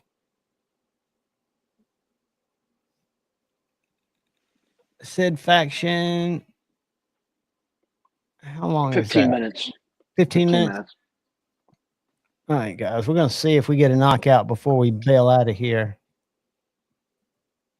They're not even going to be close to the ring before they start. What a punk. Anyways, Kyle, I want you to come on weekly, dude. I want us to and I need to find a better way, except for my community tab, to collect some questions, because I'm sure some of these guys have questions that they, wrestle with on a one-by-one basis. But those are the kind of questions that I think help more than just one person. I know they help me. And that's something too that I always tell everybody, if you got questions, feel free to reach out. I'm always willing to help somebody. So the no gatekeeping here. If you want advice, I will give it to you. I just don't seek to give it for free because I don't not first and say for free. I don't seek to give it because I don't want to make anyone think that they don't know what I know. So Right. You want to give it when it's asked for, or if you see something that you can help with. And I Yeah. wanted to point out this Tradition Junior again from Very Nice Knife Company while they're still in the chat. Guys, go check them out. They have some beautiful, beautiful blades. And the history of Jacob's background in grinding fine blades is apparent when you look at one of these knives. And I'll have a full overview on it pretty soon because I'm not going to hard use any of these knives. I'm just kind of checking them out, carrying them, see how they carry. And one thing I'm doing to this is I'm putting an ulti clip on it to carry it. But I'm a big fan. By next week, I'll also have some feedback. I've got a new partnership with another stone manufacturer. So I just got these in this week. They're from Poltava. This is their new line of stones. I showed them off last night a little bit, but I'll make you big. This is their silver line, which is a CBN stone, but it's bonded with resin and vitrified process. So this is going to be their premium. I was told these are the first ones in the States. I've been working with these guys for a couple months now, and I'm going to put these to the test. I got some knives to sharpen this weekend, and Those are slick looking. Yeah, I mean these are heavy duty. I mean they're very, very nice. So I'm going to test those out, see what I think, and then give some feedback, and I'll be able to talk about it a little bit more next weekend. And I forget what's the date? 25th. We got coming up in a week or so. I know Jason Grant reached out to me. He and a couple of other makers want to do a big giveaway and use the channel to do it. So I think we're going to have a chance to win some more knives coming up. But guys, I'm going to tell Kyle. Kyle, you got any parting words so people can get over to Maddie and Stevie? No, same thing. If you got questions, reach out. I'm Knife willing to Nut's help. got the Poltava stones too. He says they're good so far. So fun fact, I've been talking about this for over a year now, but Poltava makes all of Hapstone's stones for them. So like when Hapstone came out with the CBN starts, the CBN premiums, those are all Poltava stones in different varieties made for them, and they just put their label on them. Poltava is one of the biggest manufacturers of abrasives in the world, but they're trying to hit this market, and they really want to get into the U.S. market. So they've got three different ones. They've got the bronze. Actually, they've got four of the CBNs. I'll make it quick. They've got the bronze, which is like bronze is kind of like their entry level. This is a CBN bonded with just metallic resin. Then they've got the Pro, which is the CBN bonded with just resin. And then they've got the new ones, which are the silvers. That's their top of the line. So those will be the new ones coming out shortly. Hopefully. Mad, throw your link in there. There it is. I threw a Very Good Knife Company up there. Take care, be shady. All right, that's all I got, guys. If you got anything, reach out. If not, I'll see you next week, or I'll see you in the chat. So come see me next week. I'll make sure you got a link, and then if you want to come on, you've got free reign. You've got open anytime, buddy. I appreciate all of y'all. Do me a favor. Look out for the guy or gal to your left. Look out for the guy or gal to your right. Look out for each other. Go forward with love in your heart. Choose debate, not hate. I will see some of you tomorrow at 11 a.m. Hopefully I won't sleep through it. I won't. I'm kidding. I'll see you guys then. So everybody have a fantastic fantastic evening, whether you watch Tyson or go see Stevie. I'm sure we'll do a little bit of both. I love y'all. Peace.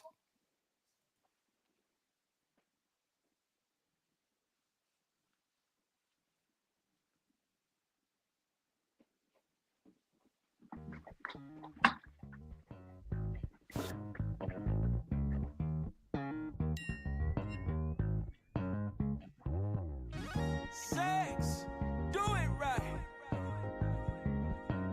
Sex, through the night. Sex, do it right. Sex.